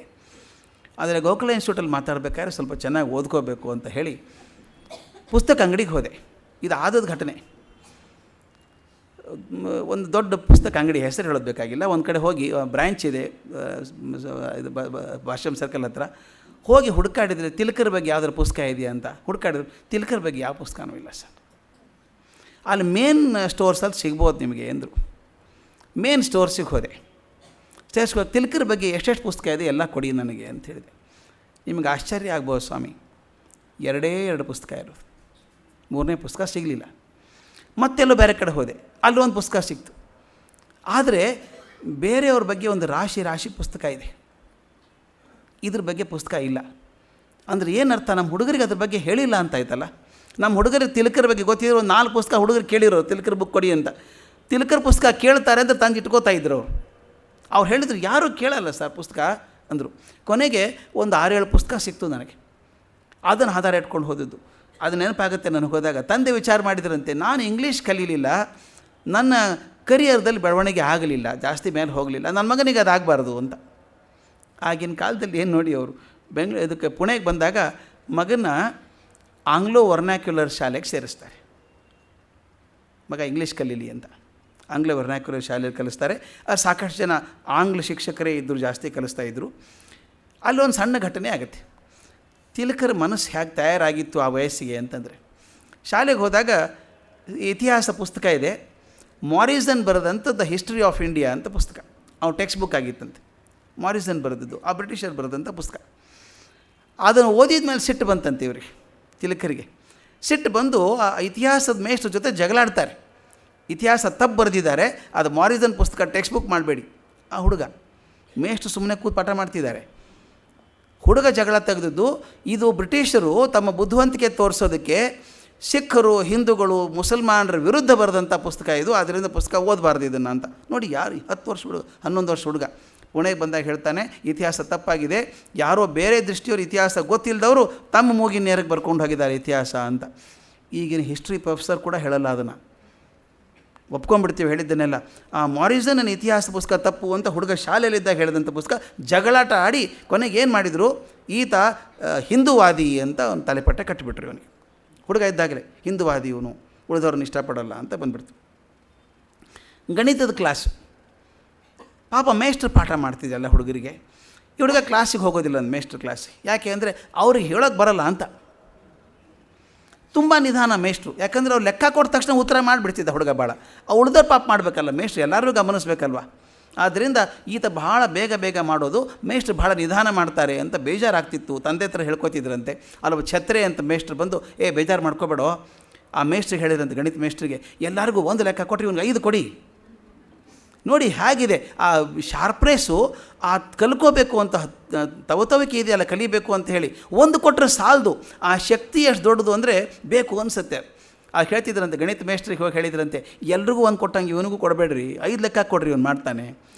ಹಾಗೆ ಆಗೋದು. ಅವ್ರು ಉಳಿದ್ರೆ 1 ಲೆಕ್ಕ ಮಾಡೋದು, 5 ಲೆಕ್ಕ ಮಾಡಿ ಕೊಡ್ತಿದ್ರಂತೆ ಅವರು. ಇವರು ಪುಣೆಗೆ ಬಂದು ಸ್ವಲ್ಪ ಒಂದು 3-4 ತಿಂಗಳು 5-6 ತಿಂಗಳೊಳಗೆ ತಾಯಿ ತೀರ್ಕೊಂಡ್ಬಿಟ್ರು.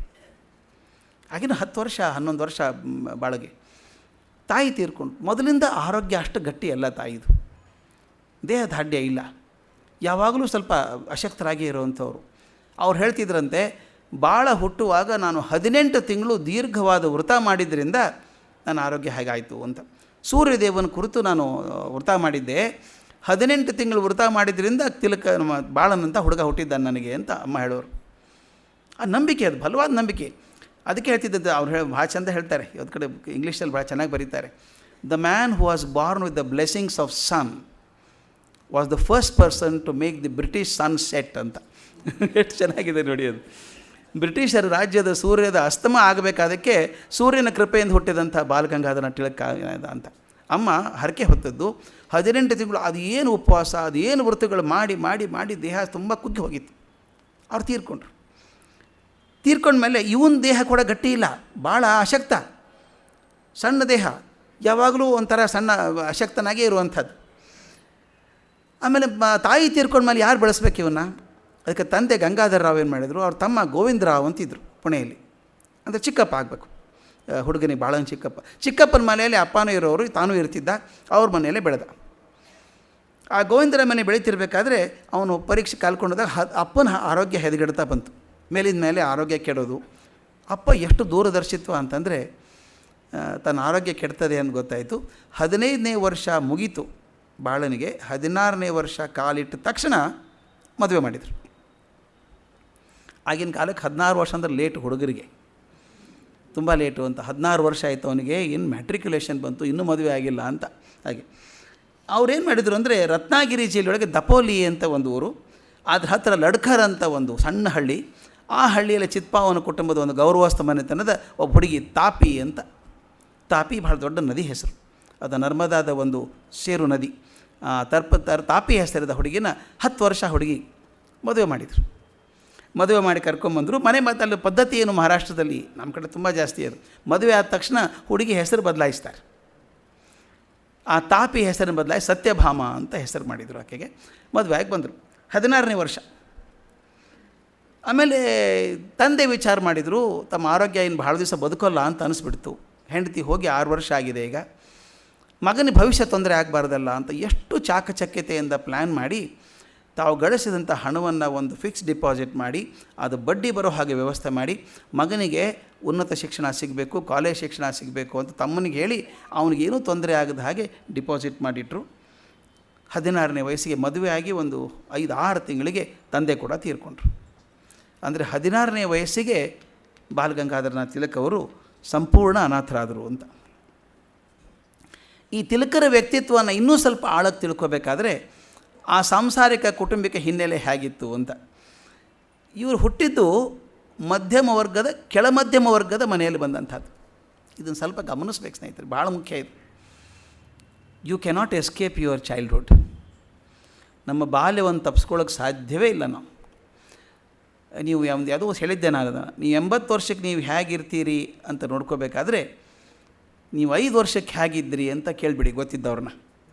ನೀವು ಹಾಗೇ ಇರ್ತೀರಿ, ಮುಂದೆ ಏನು ಮಾಡಿದ್ರೆ ಬದಲಾಯಿಸೋಕ್ಕಾಗಲ್ಲ. ಅದು ಇಂಪ್ರೆಷನ್ ಕೂತ್ಕೊಂಡ್ಬಿಟ್ಟಿದೆ, ಅದು ಚಿಪ್ ಹಾಕಿದಂಗೆ ಒಳಗಡೆ, ಮುಂದೆ ಅದು ಚೇಂಜ್ ಮಾಡಲ್ಲ. ಅದು ಎಷ್ಟರ ಮಟ್ಟಿಗೆ ಅಂದರೆ, ಮೊನ್ನೆ ದಿವಸ ನನಗೆ ಸಂತೋಷ ಆಗ್ತಾಯಿತ್ತು ಪೇಪರ್ ಓದಬೇಕಾದ್ರೆ, ಒಬ್ಬರು ಯಾರೋ ಹೇಳ್ತಾಯಿದ್ರು, still Tendulkar maintains is lower middle class mentality. ಅವ್ರು ಎಷ್ಟು ಕೋಟಿ ಇದೆಯೋ ಅವನಿಗೆ ಗೊತ್ತು, ಆದರೆ ಸ್ಟಿಲ್ ಈ maintains is lower middle class mentality. ಹುಚ್ಚುಚ್ಚಾರ ಖರ್ಚು ಮಾಡೋದಾಗಲಿ, ಮತ್ತೊಬ್ಬರಿಗೆ ಗೌರವ ತೋರಿಸೋದಾಗಲಿ. ಮೊನ್ನೆ ಗವಾಸ್ಕರ್ ಒಂದು ಸಂದರ್ಶನದಲ್ಲಿ ಹೇಳ್ತಾನೆ, ಮೊದಲನೇ ಸಲ ಇವನು ರಂಜಿ ಟ್ರಾಫಿ ಆಡೋಕ್ಕೆ ಸೆಲೆಕ್ಷನ್ ಆಯಿತು ತೆಂಡೂಲ್ಕರ್ದು. ಆಗ ಗವಾಸ್ಕರ್ ತನ್ನಿರುವಂಥ ಪ್ಯಾಡ್ಸ್ ಕೊಟ್ಟ ಅವನಿಗೆ, ತೆಂಡೂಲ್ಕರ್ಗೆ, ನನ್ನ ಪ್ಯಾಡ್ಸ್ ಇಟ್ಕೋ ಅಂತ. ಆವಾಗ ಗವಾಸ್ಕರ್ ಭಾಳ ಎತ್ತರದಲ್ಲಿದ್ದವನು. ಈತ ಮರುದಿವಸ ಹುಡುಗ ಗವಾಸ್ಕರ್ ಮನೆಗೆ ಹೋಗಿದ್ದಾನೆ. ಮನೆಗೆ ಹೋಗ್ಬಿಟ್ಟು ಕಾಯ್ಕೊಂಡಿದ್ದಾನೆ. ಗವಾಸ್ಕರ್ ಮಲ್ಕೊಂಡಿದ್ರಂತೆ, ಹೊರಗಡೆ ಸಿಟ್ಟೋళ్ళు ಕಾಯ್ಕೊಂಡಿದ್ದಾನೆ ಹುಡುಗ. ಆ ಹೆಂಡತಿ ಹೋಗಿ ಗವಾಸ್ಕರ್ ಹೇಳಿದ್ರಂತೆ, ಯಾವನೋ ಹುಡುಗ ಬಂದಿದ್ದಾನೆ, ಕಾಯ್ತಿದ್ದಾನೆ, ಒಂದೂವರೆ ತಾಸು ಆಯ್ತು ಹೊರಗಡೆ ಕೂತ್ಕೊಂಡು, ಇವನೇ ಇರಬೇಕು, ನೀವು ಹೇಳ್ತಿದ್ರಲ್ಲ ಏನೋ ಚೆನ್ನಾಗಿ ಆಡ್ತಾನೆ ಅಂತ, ಅವನೇ ಇರಬೇಕು ಅಂತ. ಯಾರು ಅವನು? ಅವನೇನೋ ಸಚಿನ್ ಅಂತ ಅವನು ಕೂತಿದ್ದಾನೆ ಅಂತ ಹೇಳಿದ್ರಂತೆ ಹೊರಗಡೆ. 1.5 ತಾಸು ಕಾದಿದ್ದಾನೆ ಅವನು. ಕಾದಿದ ತಕ್ಷಣ ಅವರು, ಅಯ್ಯೋ ಒಳ್ಳೆ ಹುಡುಗ ಅವನು, ಅವಾಗೇನು ಚಾ ಕೊಟ್ಟೇ ಇಲ್ಲೋ ಅಂತ, ಚಾ ಕೊಟ್ಟಿದ್ದೀನಿ, ಅದೊಂದು ತಲೆನೇ ಎತ್ತಲ್ಲ ಹುಡುಗ, ಬರೀ ಫ್ಲೋರಿಂಗೇ ನೋಡ್ತಾ ಇದ್ದಾನೆ. ನೋಡಿ ಹೇಗಿದೆ, ತಲೆ ತೆಗ್ಸೋನು ಕೂತವನು ತಲೆ ಎತ್ತಾ ಇಲ್ಲ. ಆಮೇಲೆ ಹೋದರೆ ಎದ್ದು ನಿಂತ್ಕೊಂಡು ನಿಮ್ಗೊಂದು ಥ್ಯಾಂಕ್ ಯು ಕಾರ್ಡ್ ತಂದಿದ್ದೇನೆ ಅಂತ ಕೊಡೋದಕ್ಕೆ 2 ತಾಸು ಕಾಯ್ಕೊಂಡಿದ್ದಾನೆ. ಪ್ಯಾಡ್ಸ್ ಕೊಡು ಥ್ಯಾಂಕ್ ಯು ಕಾರ್ಡ್ ಅಂತ. ಇವ್ರು ನೋಡಿದ್ರಂತೆ, ಕೆಳಗಡೆ ಸಚಿನ್ ಆರ್ ತೆಂಡೂಲ್ಕರ್ ಅಂತ ಬರೆದಿತ್ತು. ಇವಾಗ ತಮಾಷೆ ಮಾಡಿದ್ದಾನೆ, ಸೈನಾರು ಮಾಡಪ್ಪ, ಇವು ದೊಡ್ಡ ಪ್ಲೇಯರ್ ಆವಾಗ, ಆತ ಈಗಿನ ಬರೋ ಹುಡುಗ, ಒಂದು ಸೈ ಮಾಡು ಹಾಗೆ ಮಾಡು ಅಂತ. ನಾಚ್ಕೊಂಡ್ಬಿಟ್ಪೇನೋ ಹಿಂಗೆ ಸೈ ಮಾಡಿಟ್ಟಂತೆ. ಅದು ಗವಾಸ್ಕರ್ ಹೇಳ್ತಾರೆ, ನಾನು ಕಾಯ್ದಿಡಬೇಕಾಗಿತ್ತು, ಅದು ಒಂದೇ ಕಾಗದದಿಂದ ಕೋಟ್ಯಾಧಿಪತಿ ಆಗಿಬಿಡ್ತಿದ್ದೆ ನಾನು ಇವತ್ತು ಅಂತ. ಫಸ್ಟ್ ಸಿಗ್ನೇಚರ್ ಆಫ್ ತೆಂಡೂಲ್ಕರ್ ಅಂತ. ಆ ಹುಡುಗ ಅವತ್ತಿಗೆ ಹಾಗಿದ್ದ, ಇವತ್ತಿಗೂ ಹಾಗೆ ತಲೆ ಬಗ್ಸ್ಕೊಂಡು ವಿನಯವಾಗಿ ಇರಬೇಕು. You can't escape the childhood, ಅದೇ ಹೇಳೋದು ನಾನು. ಆ ಮನೆಯಲ್ಲಿ ಬಂದದ್ದು. ಇಲ್ಲಿ ಇವ್ರದ್ದು ಹಾಗಾಗಿದೆ. ಇವರು ಹುಟ್ಟಿದ್ದು ಆ ಲೋವರ್ ಮಿಡಲ್ ಕ್ಲಾಸ್ ಫ್ಯಾಮಿಲಿಯೊಳಗೆ ಖೋತ್ ಫ್ಯಾಮಿಲಿ ಅಂತ ಒಂದು ಬರ್ತದೆ. ಇದು ಸ್ವಲ್ಪ ಹೇಳಬೇಕು ನಾನು ಇದನ್ನು. ಮರಾಠಿಯಲ್ಲಿ ಖೋಟ್ ಅಂತಾರೆ, ಅದು ಬದಲಾಯಿಸಿ ಖೋತ್ ಅಂತಾಗಿದೆ. ಕೆಲವರು ಅದನ್ನು ಖೋಟೆ ಅಂತ ಕರೀತಾರೆ, ಖೋಟೆ ಮನೆತನ ಅಂತ ಕರೀತಾರೆ. ಬೇಕಾಷ್ಟು ಸಿನಿಮಾ ಆ್ಯಕ್ಟ್ರೆಸ್ ಇದ್ದಾರೆ ಖೋಟೆ ಅಂಥೇಳಿ. ಈ ಖೋಟ್ ಮನೆತನ ಭಾಳ ಮುಖ್ಯವಾದಂಥದ್ದು. ಈ ತಿಲಕರ್ ಮನೆತನ ಚಿಕಲ್ಗಾಂವ್ ಅಂತ ಒಂದು ಸಣ್ಣ ಊರು, ಅಲ್ಲಿ ಖೋಟ್ ಮನೆತನದವ್ರು ರತ್ನಾಗಿರಿ ಡಿಸ್ಟ್ರಿಕ್ಟಲ್ಲಿ. ಈ ಖೋಟ್ರ ಕೆಲಸ ಏನು ಅಂತಂದರೆ, ಹೇಳಿದಲ್ಲ ಮೊದಲು ರತ್ನಾಗಿರಿ, ಕೊಲಾಬಾ, ಠಾಣಾ ಆ ಕಡೆಗೆ ಜಮೀನು ಜಾಸ್ತಿ ಇಲ್ಲ, ಬಂಜರು ಭೂಮಿ ಜಾಸ್ತಿ. ಅದು ಸರ್ಕಾರದವ್ರು ಏನು ಮಾಡ್ತಿದ್ರು, ಅಲ್ಲಿರೋರು ಕೆಲವರು ಬುದ್ಧಿವಂತರನ್ನ ಆರಿಸ್ಕೋತಾ ಇದ್ರು. ಒಂದೇ ಒಂದು ಕಂಡೀಷನು, ಆ ಓದೋಕ್ಕೆ ಬರೆಯೋಕ್ಕೆ ಬರಬೇಕು, ಚೆನ್ನಾಗಿ ಮಾತಾಡೋಕ್ಕೆ ಬರಬೇಕು. ಅಂಥವ್ರನ್ನ ಇನಾಮ್ದಾರ್ ಅಂತ ಕರೀತಾರಲ್ಲ, ಏನು ದೊಡ್ಡ ಇನಾಮೇನು ಇರಲಿಲ್ಲ, ಅವ್ರನ್ನ ಖೋತ್ ಅಂತ ಕರೆಯೋದು ಅಷ್ಟೇ ಅವ್ರನ್ನ. ಅವ್ರ ಕೆಲಸ ಏನು, ಖಾಲಿ ಜಮೀನು ಬಿದ್ದಿರುತ್ತಲ್ಲ ಬಂಜರು ಭೂಮಿ, ಕೆಲವು ಉತ್ಸಾಹ ಮಾಡಬೇಕು, ಬನ್ನಿ ಜಮೀನು ಮಾಡ್ರಪ್ಪ, ಖಾಲಿ ಇದೆ ಮಾಡಿರಿ, ಸರ್ಕಾರ ಭೂಮಿ ಕೊಡ್ತೀವಿ ನಿಮಗೆ, ಅದನ್ನು ಬೆಳೆಸ್ರಿ, ಅದನ್ನು ಖಾಲಿ ಬೀಳೋದಕ್ಕಿಂತ ಸ್ವಲ್ಪ ಬೆಳೆ ತೆಗೀರಿ ಅಂತ, ಬಂದಷ್ಟು ಬರಲಿ ಅಂತ. ಹಾಗೆ ಬೆಳೆ ತೆಗಿಯೋಕ್ಕೆ ಹಚ್ಚಿ ಉತ್ಸಾಹ ಮಾಡೋದು, ಅವ್ರ ಜೊತೆಗೆ ಸ್ವಲ್ಪ ಸಹಾಯ ಮಾಡೋದು, ಮತ್ತು ಅವ್ರ ಕಂದಾಯ ವಸೂಲಿ ಮಾಡಿ ಸರ್ಕಾರಕ್ಕೆ ಕಟ್ಟೋದು, ಇಷ್ಟು ಕೆಲಸ. ಅದಕ್ಕೆ ಅವ್ರು ಒಂದಿಷ್ಟು ವರಮಾನ, ಒಂದಿಷ್ಟು ಜಮೀನು ಕೊಡ್ತಿದ್ರು ಸರ್ಕಾರದವರು. ಹಾಗಾಗಿ ಈ ನಮ್ಮ ತಿಲಕ್ ಮನೆತನದವ್ರಿಗೂ ಒಂದಿಷ್ಟು ಜಮೀನಿತ್ತು, ಇವರು ಖೋಟ್ ಮನೆತನದವರು. ಆ ಖೋಟ್ ಹೋಗಿ ಖೋತ್ ಅಂತಾಗಿದೆ, ಖೋಟೆ ಅಂತಾಗಿದೆ ಅಂತ ಹೇಳಿದೆ. ಅವರು ಆ ಇನಾಮ್ದಾರ್ ಹೆಸರಿಗೆ ಅಷ್ಟೇ, ಬರೋ ಉತ್ಪನ್ನ ಹೊಟ್ಟೆ ಪಟ್ಟೆಗೆ ಆಗಿಬಿಟ್ಟು ಒಂದು ಚೂರು ಉಳಿತಿತ್ತು ಏನೋ ಅದು ಗೊತ್ತಿಲ್ಲ, ಅಷ್ಟು ಸಂಬಂಧ ಆಯಿತು. ಹೆಸರಿಗೆ ದೊಡ್ಡ ಇನಾಮ್ದಾರ್, ಖೋತ್ ಅಂದರೆ ಮನೆತನದವರು ಅಂತ. ಅದು ಕೆಲವರು ಪರಿಶ್ರಮದಿಂದ ಕೆಲವರು ಒಕ್ಕಲ್ತನೂ ತಾವೇ ಮಾಡ್ತಾಯಿದ್ರು. ಆದರೆ ಇವರು ಒಕ್ಕಲ್ತನಕ್ಕೆ ಹೋಗಲಿಲ್ಲ, ತಿಲಕರ ತಂದೆ ತಾಯಿ. ಆದರೆ ಇವರು ದಾಯಾದಿಗಳು ಮಂದಿ, ಬೇಕಾದಷ್ಟು ಮಂದಿ ಖೋತರಿದ್ದರು, ಅದೇ ಕೆಲಸ ಮಾಡ್ಕೊಂಡು ಬೇಕಾದಷ್ಟು ಜನ ಇದ್ದರು ಅಂತ ತಿಲಕರು ಬರೀತಿದ್ದರಂತೆ ಅದನ್ನು. ಇದನ್ನು ಯಾಕೆ ಹೇಳ್ತಿದ್ದೀನಿ ಅಂದರೆ, ಈ ತಂದೆ ಎಷ್ಟು ಚೆನ್ನಾಗಿ ಪ್ಲ್ಯಾನ್ ಮಾಡ್ತಿದ್ರು ಮನೆ ಅಂತ ಕೊನೆಗೆ ಹೇಳಿದ್ನಲ್ಲ, ದುಡ್ಡು ಇಟ್ಟು ಹೋದರು ಅಂತ. ತನಗೆ ಬರುವಂಥ ಸಂಬಳ ಮತ್ತು ಖೋತನ ಮನೆ ಜಮೀನಿಂದ ಬರುವಂಥ ಒಂದು ವರಮಾನ ಎರಡೂ ಸೇರಿ ಪಟ್ಟಿ ಮಾಡೋರಂತೆ. ಮಗನ ಕೂಡಿಸ್ಕೊಂಡು ಹೇಳೋದು, ನೋಡಪ್ಪ ನನ್ನ ಸಂಬಳ ಇಷ್ಟು, ನಮ್ಮ ಜಮೀನಿಂದ ಬರೋದಿಷ್ಟು, ಒಟ್ಟಿಷ್ಟು, ಇದರೊಳಗೆ ಇಷ್ಟು ಖರ್ಚು ಮಾಡಬೇಕು, ಇಷ್ಟು ಉಳಿಸ್ಬೇಕು. ಆ ಮಗನ ಕೂಡಿಸ್ಕೊಂಡು ಕಲಿಸ್ಬೇಕು. ಇದು ಭಾಳ ಮುಖ್ಯ ಸ್ವಾಮಿ. ಇದು ಒಂದು ಸಲ ಮಕ್ಕಳಿಗೆ ಹಣಕಾಸಿನ ವ್ಯವಹಾರ ಹೇಗೆ ಬಿಗಿ ಹಿಡ್ಕೋಬೇಕು ಅಂತ ಕಲಿಸಿದರೆ ಮುಂದೆ ಜವಾಬ್ದಾರಿಯಿಂದ ಹಣ ಖರ್ಚು ಮಾಡ್ತಾರೆ. ಇದರ ಹಣದ ಬೆಲೆ ಅರ್ಥ ಆಗೋಲ್ಲ. ಆ ಬಾಲ್ಯದಲ್ಲಿ ಕಲಿಸದೆ ಹೋದರೆ ಮುಂದೆ ಬರಲ್ಲ ಅಂತ. ಅದಕ್ಕೆ ತಿಲಕರು ಕೊನೆವರೆಗೂ ಕೂಡ ಹೆಚ್ಚು ದುಂದು ಆಡ್ತಿರಲಿಲ್ಲ. ಮಿನಿಮಮ್ ಖರ್ಚಲ್ಲಿ ಇರೋರು, ಯಾಕೆ ಬೇಕಿದೆಯಲ್ಲ, ಒಂದು ಉತ್ರಿ ಇದೆಯಲ್ಲ ಸಾಕು ಅನ್ನೋದು. ಉತ್ರಿ ಹರಿದೋದ್ರೆ ಹಿಂಗೆ ಮಡ್ಚ್ಕೊಂಡು ಹಾಕ್ಕೊಂಡ್ಬಿಡೋದು, ಅದನ್ನು ನಡೀತದೆ ಅಂತ ತೊಂದರೆ ಇಲ್ಲ ಅಂತ. ಅದು ಯಾಕೆ ಬರ್ತದೆ ಅಂತ, ಸಣ್ಣಂದಿರ್ತ ಬಂದಂಥದ್ದು ಅಂತ. ನಮ್ಮ ಮನೆಯಲ್ಲೇ ಕ್ಲಾಸಿಕ್ ಎಕ್ಸಾಂಪಲ್ ಅದು. ನಮ್ಮ ಅಜ್ಜ ಭಾರಿ ಬಡತನದಲ್ಲಿದ್ದವನು, ಅಸಾಧ್ಯ ಬಡತನ ಕಂಡವನು. ಆದರೆ ಮುಂದೆ ಅವನು ನೌಕರಿ ಸಿಕ್ತು. ಅವನು 3 ವರ್ಷ ಟ್ರೈನಿಂಗ್ ಆಗಿ ಮೇಸ್ಟ್ರ್ ಆದಾಗ ಅವ್ನಿಗೆ ಹೈಯೆಸ್ಟ್ ಪಗಾರ ಅಂತ, ಅವಾಗೇನೋ 11 ರೂಪಾಯಿ ಅಂತ. ಅವ್ನು ಹೇಳೋನು 11 ರೂಪಾಯಿ ಸ್ಟಾರ್ಟ್ ಮಾಡಿದ್ದೀನಿ ನಾನು ಸಂಬಳ ಅಂತ. ಅವಾಗ 11 ರೂಪಾಯಿ ಭಾಳ ದೊಡ್ಡದಿರಬೇಕು. 11 ರೂಪಾಯಿದಲ್ಲಿ ಹೆಂಗೆ ಬದುಕ್ತಿದ್ದೆ ಅಜ್ಜ ಅಂದರೆ, ಏನೋ ಮನೆ ಬಾಡಿಗೆ 8 ಆಣೆ, ಅದರಾಗಿ ಇವನು ಪುರೋಹಿತ ಕೆಲಸ ಬೇರೆ ಮಾಡೋನು. ಯಾರ್ದೋ ಮನೆಗೆ ಸತ್ಯನಾರಾಯಣ ಪೂಜೆ ಹೋದರೆ ಅವ್ರು ಇವನು ಊಟಕ್ಕೆ ಹಾಕಿ ಮೇಲೆ 1 ರೂಪಾಯಿ ಕೊಡ್ತಿದ್ರು. ಅಂದರೆ ಮನೆ ಬಾಡಿಗೆ ಅಲ್ಲೇ ಮುಗೀತು. ಆ ಮನೆ ಯಜಮಾನರು ಹೇಳ್ತಿದ್ರಂತೆ, ಓನರು, ನೀವು ನಮಗೆ ಬಾಡಿಗೆ ಕೊಡಬೇಕಾಗಿಲ್ಲ ಸ್ವಾಮಿ, ತಿಂಗಳಿಗೆ ಒಂದು ಸಲ ಊಟಕ್ಕೆ ಬಂದು ಹೋಗ್ಬಿಡಿ ಸಾಕು ಅಂತ. ಊಟನೂ ಫ್ರೀ ಆಯಿತು, ಬಾಡಿಗೆನೂ ಮುಟ್ಟೋಯ್ತು. ಹೀಗೆ 11 ರೂಪಾಯಿದಲ್ಲಿ ಆ ತಮಾಷೆ ಮಾಡೋನು. ಆಗ ನಾನು ಬಂಗಾರ ಕೊಂಡ್ಕೋತಾ ಇದ್ದೆ ಮಗನ ಸಲುವಾಗಿ ಅಂತ. ಒಬ್ಬನೇ ಮಗ ನಮ್ಮಪ್ಪ ಹುಟ್ಟಿದ್ದು. ಆದರೆ ನೌಕರಿ ಹತ್ತಿದ ಮೇಲೆ ಎಷ್ಟು ಬಡತನದಲ್ಲಿ ಬಂದಿದ್ದೋ ನಮ್ಮ ಅಜ್ಜ, ವಿತ್ ವೆಂಜನ್ಸ್ ಈ ಸ್ಟಾರ್ಟೆಡ್ ಲಿವಿಂಗ್ ಬ್ಯೂಟಿಫುಲಿ. ಅವಾಗೇನು ಗಾಂಧಿ ಚಳವಳಿ ಶುರು ಆಗೋವರೆಗೂ ಮರ್ಸರೈಸ್ ಧೋತ್ರ ಉಟ್ಕೋತಿದ್ದಂತೆ. ಆ ಅಜ್ಜ ಹೇಳೋನು, ಆ ಗಾಂಧಿ ಚಳವಳಿ ಶುರು ಆದ್ಮೇಲೆ ಬಿಟ್ಟೆ ನೋಡು, ಅಲ್ಲಿ ತನಕ ಮರ್ಸರೈಸ್ ಧೋತ್ರ ನನಗೆ. ಖಸ್ ಸೋಪು ಆಗಿನ ಕಾಲದಲ್ಲಿ ಅದು ಹಚ್ಕೋಬೇಕು, ಮಗನಿಗೆ ಅದು ಕೊಡಬೇಕು, ಭರ್ಜರಿ ಹಾಲು ಏನು ಮಾಡಿಸ್ಬೇಕು. ಒಬ್ಬನೇ ಮಗ ಅಲ್ಲ, ಚೆನ್ನಾಗಿ ಬೆಳೆಸಬೇಕು ಅಂತ ಆಸೆಯಿಂದ. ನಾನು ಕಷ್ಟಪಟ್ಟದ್ದು ನನ್ನ ಮಗನಿಗೆ ಬೇಡ, ನಾವು ಮಾಡ್ತೀವಿ ಹಾಗೇನೆ, ನಾವು ಕಷ್ಟಪಟ್ಟಿದ್ದು ನಮ್ಮ ಮಕ್ಕಳಿಗೆ ಬೇಡ ಅಂತೆ ಒಂದು ಕೇಳಿದ್ರೆ 4 ಕೊಡಿಸ್ತೇವೆ. ನಮ್ಮ ಅಜ್ಜ ಹಾಗೆ ಮಾಡಿರಬೇಕು. ನಮ್ಮ ತಂದೆ ಕೊನೆವರೆಗೂ ದುಡ್ಡಿನ ಜವಾಬ್ದಾರಿ ಬರಲಿಲ್ಲ. ಈಗ ಸಣ್ಣವ್ರದ್ದ ಕಲಿಸ್ಲೇ ಇಲ್ಲಲ್ಲ, ಏನು ಬೇಕೋ ತಗೋ ಅಂತ ಮಾಡಿದರು. ನಮ್ಮಪ್ಪ ಚೆನ್ನಾಗಿ ಕಲಿತು ದೊಡ್ಡವರಾಗಿ ದೊಡ್ಡ ಅಧಿಕಾರಕ್ಕೆ ಬಂದರು, ಭಾಳ ದೊಡ್ಡ ಅಧಿಕಾರದಲ್ಲಿದ್ದರು, ಇಡೀ ಸ್ಟೇಟಿಗೆ ದೊಡ್ಡ ಅಧಿಕಾರದಲ್ಲಿದ್ದರು. ಬಡತನ ಏನಿರಲಿಲ್ಲ, ಭಾಳ ಶ್ರೀಮಂತಿಕೆ ಆದರೂ ಬಡತನ ಏನಿರಲಿಲ್ಲ. ಆದರೆ ನಮ್ಮ ಅಜ್ಜ ಬದುಕಿದ್ರು, 92 ವರ್ಷ ಬದುಕಿದ್ರು ನಮ್ಮ ಅಜ್ಜ. ಕೊನೆಗೆ ಏನಾಗೋದು ಅಂದರೆ ನಮ್ಮ ತಂದೆಗೆ ಸಿಟ್ಟು ಬರೋದು. ಸಿಟ್ಟು ಯಾಕೆ ಬರ್ತಿತ್ತು? ನಮ್ಮ ತಂದೆಗೆ ಬೇಕಾದ ನಮ್ಮ ಅಜ್ಜನಿಗೆ ನಮ್ಮ ತಂದೆ ಶರ್ಟ್ ತಂದು ಕೊಡೋರು, ದೋತ್ರ ತಂದು ಕೊಡೋರು ಉಟ್ಕೊಳ್ಳಿ ಅಂಥೇಳಿ. ನಮ್ಮ ಅಜ್ಜ ತಂದದ್ದನ್ನೆಲ್ಲ ಟ್ರಂಕಲ್ಲಿ ಇಡೋದು ಮತ್ತು ಹೊರಗೆ ಶರ್ಟೇ ಹಾಕ್ಕೊಳ್ಳೋದು. ಒಂದು ಸಲ ಅಂತೂ ಅದು ಮಿತಿ ಮೀರಿ ಹೋಗ್ಬಿಡ್ತು. ಹರಿದಿದ್ರೆ ಬೇರೆ ಶರ್ಟ್ ಹಾಕೋ ಅಂತಂದರೆ ಹ್ಞೂ ಅನ್ನೋರು, ನಮ್ಮ ತಂದೆ ಹೋದ ತಕ್ಷಣ ಮತ್ತು ಅದೇ ಶರ್ಟ್ ಹಾಕ್ಕೊಳ್ಳೋದು. ಒಂದು ಸಲ ಅಂತೂ ಇಲ್ಲಿ ಹರಿದು ಹೋಗ್ಬಿಡ್ತು ಶರ್ಟ್, ಅದು ಏನೋ ಮಳೆ ಸಿಕ್ಕಿ ಹರಿದೋಯ್ತು. ಏನು ಮಾಡ್ಬೇಕು ನಮ್ಮ ಅಜ್ಜ? ತಾನೇ ಕತ್ರಿ ತೊಗೊಂಡು ಕತ್ತರಿಸ್ಕೊಂಡ್ರು ಅದನ್ನು, ಆ ಫುಲ್ ಶರ್ಟ್ ಅದನ್ನು ಹಾಫ್ ಶರ್ಟ್ ಮಾಡಿಕೊಂಡ್ರು. ನಮ್ಮ ತಂದೆಗೆ ಭಾಳ ಸಿಟ್ಟು ಬಂದುಬಿಡ್ತು. ಏನು ಹಿಂಗೆ ಮಾಡ್ತೀವಿ ಕಾಕ ಅನ್ನೋದು ನಮ್ಮ ತಂದೆಗೆ. ಏನು ಮಾಡ್ತೀವಿ ಇದನ್ನು? ಶರ್ಟ್ ಇಲ್ವ, ಒಂದು 20 ಶರ್ಟ್ ಇದೆ, ಯಾಕೆ ಹಾಕ್ಕೊಳ್ಳಲ್ಲ ಅಂತ. ಹುಚ್ಚ, ನಾನು ಮದುವೆಗೆ ಹೋಗ್ತೀನೇನೋ, ಮನೇಲಿರೋದು ನಾನು, ನನಗೆ ಯಾಕೆ ಬೇಕದು ಅಂತ. ನಮ್ಮ ತಂದೆಗೆ ನಾನು ಹೇಳಿದೆ, ಬೈಬೇಡ ಅಜ್ಜನಿಗೆ, ಯಾಕಂದರೆ ಅದು ಏನು ಮಾಡೋಕ್ಕಾಗಲ್ಲ, ಅವು ಮ್ಯಾನುಫ್ಯಾಕ್ಚರಿಂಗ್ ಡಿಫೆಕ್ಟ್ಸ್, ಅವು ಚೇಂಜ್ ಮಾಡೋಕ್ಕೆ ಕಷ್ಟ ಆಗ್ತದೆ. ಸಣ್ಣಂದಿರ್ತಾ ಅದು ಚಿಪ್ ಹಾಕ್ಬಿಟ್ಟಿದ್ದಾರೆ. ಬಡತನದಲ್ಲಿ ಎಷ್ಟು ಬಡತನ ಅಂದರೆ ಒಂದು ಸಲ ಹೇಳಿದ್ದೆ ಕೂಡ. ನಮ್ಮ ಅಜ್ಜ ನಾನು ಹೇಳೋದು, ನನ್ನ ಮೊಬೈಲ್ ಹಾಸಿಗೆ ಇತ್ತು ಆವಾಗ ಅಂತ ಹೇಳೋದು. ಮೊಬೈಲ್ ಹಾಸಿಗೆ ಅಂದ್ರೆ ಏನು ಅಂತ ಕೇಳಿದೆ.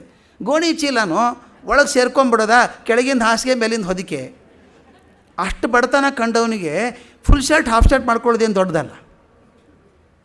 ಆದರೆ ನಮ್ಮ ತಂದೆಗೆ ತುಂಬ ಸ್ವರ್ಣ ಭಸ್ಮ ಹಾಕಿ ಬೆಳೆಸಿದಂಥವ್ನು ನಮ್ಮ ಅಜ್ಜ. ನಮ್ಮ ತಂದೆಗೆ ಕೊನೆಗಂತೂ ನಮ್ಮ ತಂದೆಗೆ 500 ರೂಪಾಯಿ ಯಾವುದು 100 ರೂಪಾಯಿದು ಚಿಂತೆ ಇರಲಿಲ್ಲ. ತರಕಾರಿ ತರಕ್ಕೆ ಹೋದಾಗ 500 ರೂಪಾಯಿ ನೋಟ್ ಕೊಟ್ಟು ಬಂದುಬಿಡೋರು. ಪಾಪ ಅವರೇ ಬರಬೇಕು, ಅಜ್ಜ ಕೊಟ್ಟು ಹೋಗಿದ್ದಾರೆ ನೋಡಿ, ಜಾಸ್ತಿ ದುಡ್ಡು ಕೊಟ್ಟು ಹೋಗಿದ್ದಾರೆ ಅಂತ. ಇವ್ರು ಹೆಂಗೆ ಜಾಸ್ತಿ ಕೊಟ್ಟನ ಹೋಗ್ಬಿಡು ಅನ್ನೋದು ಇವ್ರು. ದುಡ್ಡಿನ ಜವಾಬ್ದಾರಿ ಯಾಕೆ ಬರಲಿಲ್ಲ ಅಂದರೆ ಸಣ್ಣಂದಿರ್ತಾ ಬರಲಿಲ್ಲ. ಇಲ್ಲಿ ತಂದೆ ಎಷ್ಟು ಚೆನ್ನಾಗಿ ಹಾಕಿ ಕೊಟ್ಟಿದ್ದಾರೆ ಅಂದರೆ, ಪ್ಲ್ಯಾನ್ ಮಾಡಿ ಮಗನ ಎಜುಕೇಷನ್ಗೆ ಎಷ್ಟು ಬೇಕು ಅಂತ, ಅದಕ್ಕೆ ಎಷ್ಟು ಕೂಡಿಟ್ಟಿದ್ದಾರೆ ದುಡ್ಡು ಅಂತಂದಾಗ ಅದು ನೆನಪಾಗತ್ತೆ. ಇನ್ನೊಂದು ವಿಷಯ ಭಾಳ ಮುಖ್ಯವಾದದ್ದು, ಗಂಗಾಧರ ಅವ್ರ ತಂದೆ ಅಂದರೆ ಬಾಳನಂದ ಅಜ್ಜ ಮಧ್ಯ ವಯಸ್ಸಿನಲ್ಲೇ ಸನ್ಯಾಸಿ ಆಗಿಬಿಟ್ರು. ಸನ್ಯಾಸಿಯಾಗಿ ಕಾಶಿಯಲ್ಲಿದ್ದರು. ಆಗಲೇ ರಾಮಸ್ವಾಮಿ ಸರ್ ಹೇಳಿದ ಹಾಗೆ ನಮ್ಮ ಭಾರತದ ಪ್ರಥಮ ಸ್ವಾತಂತ್ರ್ಯ ಸಂಗ್ರಾಮ 1857ನೇ ಇಸ್ವಿ ಅದಾದಾಗ ಬಾಲಗಂಗಾಧರನಾಥ ಅವರ ಅಜ್ಜ ಕಾಶಿಯಲ್ಲಿದ್ದರು. ಆ ಉತ್ತರ ಭಾರತದಲ್ಲೆಲ್ಲ ಬೆಂಕಿ ಕಾಣಿಸ್ತಾ ಇದೆ, ಜ್ವಾಲೆ, ಆ ಸ್ವಾತಂತ್ರ್ಯ ಸಂಗ್ರಾಮ ಜ್ವಾಲೆ ಕಾಣಿಸ್ತಾ ಇದೆ. ಅದನ್ನು ಸನ್ಯಾಸಿಗಳಾದ ಕಲ್ಪನೆ ಮಾಡ್ಕೋಬೇಕಾದ್ದು. ಸನ್ಯಾಸಿಗಳಾಗಿದ್ದು ಅದನ್ನು ನೋಡಿದ್ದಾರೆ ಸಾಕ್ಷಿಭಾವದಿಂದ. ಊರಿಗೆ ಬಂದರು, ರತ್ನಗಿರಿಗೆ ಬಂದರು ಹುಡುಗಾಗಿದ್ದಾಗ. ಈ ಹುಡುಗನ ಮುಂದೆ ಕೂಡಿಸ್ಕೊಂಡು ಹೇಳ್ತಿದ್ರಂತೆ, ಕಣ್ಣಿಗೆ ಕಟ್ಟೋಂಗೆ ಹೇಳೋರಂತೆ, ಆ ಕ್ರಾಂತಿವೀರ ನಾನಾ ಸಾಹೇಬ್ ಹೇಗಿದ್ದ, ತ್ಯಾತಾ ಟೋಪಿ ಹೇಗಿದ್ದ, ಝಾನ್ಸಿ ಲಕ್ಷ್ಮೀಬಾಯಿ ಸಾಧನೆ ಏನು, ಅಯೋಧ್ಯ ಬೇಗಂ ಹೇಗೆ, ಆಮೇಲೆ ದೆಹಲಿ ಚಕ್ರವರ್ತಿ ಏನು ಮಾಡ್ತಿದ್ದ ಅಂಥ ಕಥೆಗಳನ್ನು ಚೆಂದಾಗಿ ಹುಡುಗನ ಕಣ್ಣಿಗೆ ಕಟ್ಟೋಂಗೆ ಹೇಳೋದು. ಹೇಳಿಬಿಟ್ಟು ಈ ದರಿದ್ರ ಕೆಂಪು ಮೂತಿಯವರಿದ್ದಾರಲ್ಲ, ಅಜ್ಜ ಹೇಳೋದಂತ ಅವ್ರ ಹುಡುಗನಿಗೆ, ಕೆಂಪು ಮೂತಿಯವರಿದ್ದಾರಲ್ಲ, ನಮ್ಮ ದೇಶಕ್ಕೆ ಒಳ್ಳೇದು ಮಾಡೋಕ್ಕೆ ಬಂದಿಲ್ಲ, ಅವರು ಹಾಳು ಮಾಡೋಕ್ಕೆ ಬಂದಿದ್ದಾರೆ, ಅವರು ಓಡಿಸ್ಬೇಕು ಅಂತ ಹೇಳಿ ಅಜ್ಜ ಮೊಮ್ಮಗನಿಗೆ ಹೇಳಬೇಕು. ಅಲ್ಲಿ ಬೀಜ ಬಿತ್ತೋ ಕೆಲಸ. ಅಜ್ಜ ಎಷ್ಟು ಗಟ್ಟಿಯಾಗಿ ಹೇಳಿದರು ಅಂದರೆ, ಅವರಲ್ಲಿ ಛಲ ತುಂಬಿಸಿ ಈ ಜನ ಹೊರಗಡೆ ಹೋಗೋ ತನಕ ನಮ್ಮ ದೇಶ ಉದ್ಧಾರ ಆಗಲ್ಲ, ಅವ್ರು ಹೊರಗೆ ಕಳಿಸ್ಬೇಕು. ಅಲ್ಲೇ ಸ್ವರಾಜ್ಯದ ಕಲ್ಪನೆ ಅಲ್ಲಿ ಶುರು ಆದದ್ದು. ಆ ಹುಡುಗರು ಹೊರಗೆ ಹೋಗಬೇಕು, ಅವ್ರು ದೊಡ್ಡವ್ರು ಹೋಗಬೇಕು ಅಂತ. ಈ ಘಟನೆ ಅವ್ರ ಮನಸ್ಸನ್ನು ರೂಪಿಸಿರಬೇಕು ಅಂತ ಅನಿಸುತ್ತೆ. ಇನ್ನೊಂದು ಘಟನೆ ಭಾಳ ಚೆನ್ನಾಗಿ ಆದಂಥದ್ದು. ಇವರಿದ್ದಾಗ ಪುಣೆ ಪಕ್ಕದಲ್ಲಿ ಒಂದು ಸಣ್ಣ ಊರಲ್ಲಿ ಒಂದು ಸಾಮಂತ ರಾಜ, ಅಲ್ಲಿ ಮಲ್ಹಾರಿ ರಾವ್ ಅಂತಿದ್ರು. ಮಲ್ಹಾರಿ ರಾವ್ ಗಾಯಕ್ವಾಡ್ ಅಂತ ಒಬ್ಬ ರಾಜ. ಬ್ರಿಟಿಷರು ಏನು ಮಾಡಿದರು ಅಂದರೆ, ಗಾಯಕ್ವಾಡ್ ರಾಜನ ಸಿಂಹಾಸನದಿಂದ ಇಳಿಸ್ಬಿಟ್ರು. ನೋಡಿ, ರಾಜ ಅವನು, ಬ್ರಿಟಿಷರು ಅವನ ರಾಜ್ಯ ಬಿಟ್ಟು ಇಳಿಸಿದರು. ಯಾಕೆ ಅಂದರೆ ಒಂದು ಚಾರ್ಜ್ ಮಾಡಿದರು ಅವನ ಮೇಲೆ. ಏನು, ಅಲ್ಲೊಬ್ಬ ರೆಸಿಡೆಂಟ್ ಇರ್ತಾರಲ್ಲ, ಬ್ರಿಟಿಷ್ ರೆಸಿಡೆಂಟ್ ಅಂತ ಇರ್ತಾರೆ ಯಾವಾಗಲೂ ಹಾಗೇ, ರಾಜರ ಜೊತೆಗೆ ಬ್ರಿಟಿಷ್ ರೆಸಿಡೆಂಟ್ ಇರಬೇಕು, ಇವ್ರು ಪರ್ಮಿಷನ್ ತೊಗೊಂಡೇ ಮಾಡಬೇಕು ಅಂತ. ರೆಸಿಡೆಂಟ್ ಒಬ್ಬ ಕರ್ನಲ್ ಇದ್ದ, ಕರ್ನಲ್ ಫೇಯರ್ ಅಂತ. ಕರ್ನಲ್ ಫೇಯರನ್ನು ಅವನಿಗೆ ನೀವು ವಿಷ ಹಾಕೋಕ್ಕೋಲಿ ಪ್ರಯತ್ನ ಮಾಡಿದ್ದೀರಿ ಅಂತ ಒಂದು ಅಪಾದನೆ ಹೊಲಿಸ್ಬಿಟ್ಟು ಆ ಗಾಯಕ್ವಾಡನ್ನು ಸಿಂಹಾಸನದಿಂದ ಕೆಳಗಿಳಿಸ್ಬಿಟ್ಟು ಮುಂದೆ ಅವನ ಪಾಪ ಸಿಂಹಾಸನಕ್ಕೆ ಬರೆದು ಹಾಕಿ ಮಾಡಿಬಿಟ್ರು. ಆ ಸುತ್ತಮುತ್ತ ತಳಮಳ ಏನಾಯಿತು ಅಂದರೆ, ಈ ಬ್ರಿಟಿಷರು ಯಾರು ಇಳಿಸೋದಕ್ಕೆ ನಮ್ಮ ರಾಜನ, ನಮ್ಮ ರಾಜ ಪರಂಪರೆಯಿಂದ ತಲೆತಲಾಂತರದಿಂದ ಇದ್ದಾನೆ, ಅವನು ಯಾಕೆ ಇಳಿಸ್ಬೇಕು, ಇವ್ರು ಯಾರು ಇಳಿಸೋದು ಅಂತ ಜನರ ಮನಸ್ಸಲ್ಲಿ ವಾದ ವಿವಾದ ಜಗಳ ಶುರುವಾಯಿತು. ಅದು ಹುಡುಗನ ಮನಸ್ಸಲ್ಲಿ ಕೂತ್ಕೊಂಡಿತ್ತು. ನಮ್ಮ ರಾಜರನ್ನ ಇಳಿಸೋದಕ್ಕೆ ಇವ್ರು ಯಾರು, ಬೇಕಾದ್ರೆ ತಮ್ಮ ರಾಣಿ, ಅವ್ರು ಹೇಳ್ತಾರೋ ಬೇಕಾದ್ರೆ ತಮ್ಮ ರಾಣಿನ ಇಳಿಸ್ಕೊಳ್ಳಿ ಬೇಕಾದ್ರೆ ಅಧಿಕಾರದಿಂದ, ನಮ್ಮ ರಾಜನ ಇಳಿಸೋಕೆ ಏನು ಅಧಿಕಾರ ಅಂತ ಹೇಳಿ ಈ ಭಾವನೆಗಳು ಎಷ್ಟು ಗಟ್ಟಿಯಾಗಿ ಬಂದಿತ್ತು. ಸ್ವಾತಂತ್ರ್ಯ ಪ್ರೇಮದ ಭಾವನೆ ತಿಲಕರಲ್ಲಿ ಅಂದರೆ ಗಟ್ಟಿಯಾಯಿತು. ಮುಂದೆ ಕಾಲೇಜ್ ಸೇರ್ಕೋಬೇಕು, ಡೆಕ್ಕನ್ ಕಾಲೇಜ್ ಸೇರಿಕೊಂಡ್ರು. ಪುಣೆಯಲ್ಲಿ ಭಾಳ ಪ್ರಖ್ಯಾತವಾದಂಥ ಕಾಲೇಜು ಡೆಕ್ಕನ್ ಕಾಲೇಜ್. ಅದನ್ನು ಸೇರಿಕೊಂಡಾಗ ಒಂದು ವಿಶೇಷ ಘಟನೆ ಆಯಿತು. ಇವರು ಹೆಂಡತಿ ಸ್ವಲ್ಪ ಗಟ್ಟಿಮುಟ್ಟಾಗಿದ್ದರು, ಸ್ವಲ್ಪ ಸ್ಥೂಲ ಅನ್ನೋ ಅಷ್ಟರ ಮಟ್ಟಿಗೆ ಸ್ವಲ್ಪ ದೇಹದ ಅಡ್ಡೆ ಚೆನ್ನಾಗಿತ್ತು. ಈತ ಪೀಚು, ಶಕ್ತಿ ಇಲ್ಲ, ಏನಿಲ್ಲ, ಒಣಕಲ್ ಮಹಿ.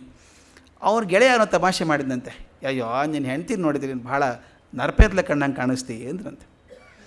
ದೇಹದ ಅಡ್ಡೆ ಚೆನ್ನಾಗಿಲ್ಲ ಅಂತ ಗೊತ್ತಾಯಿತು. ಏನು ಮಾಡಬೇಕು ತಿಲಕರು? ಇದು ಸ್ವಭಾವ. ಯಾಕೆ ಹೇಳ್ತೀನಿ ಅಂದರೆ, ಒಂದು ಘಟನೆ ಮುಖ್ಯ ಅಲ್ಲ, ಅದ್ರ ಹಿಂದೆ ಒಂದು ಸ್ವಭಾವ ಬರ್ತದೆ. ಅವ್ರು ಹೇಳಿದ್ರಂತೆ 1 ವರ್ಷ ಶಿಕ್ಷಣ ಹೋದ್ರೆ ಹೋಯ್ತು, ದೇಹ ಬೆಳೆಸ್ತೀನಿ ಅಂತ. ನೋಡಿ, 1 ವರ್ಷ ಶಿಕ್ಷಣ ಬೇಡ, ಫಸ್ಟ್ ಇಯರ್ ಹೋಗಲೇ ಇಲ್ಲ ಕಾಲೇಜಿಗೆ. ಏನು ಕೆಲಸ? ಬೆಳಗ್ಗೆ ಎದ್ದ ತಕ್ಷಣ ಸಾಮ್ ಮಾಡೋದು, ಶಾಲೆಗೆ ನಡ್ಕೊಂಡು ಹೋಗೋದು, ವ್ಯಾಯಾಮ ಮಾಡೋದು, ಈಸೋದು, ಕುಸ್ತಿ ಓಡ ಶುರು ಆಯಿತು. ಹಾಲು ಕುಡಿಯೋದು, ಹಸಿ ಹಾಲು, ಅದು ಹೇಳ್ತಾರೆ ಅವ್ರು.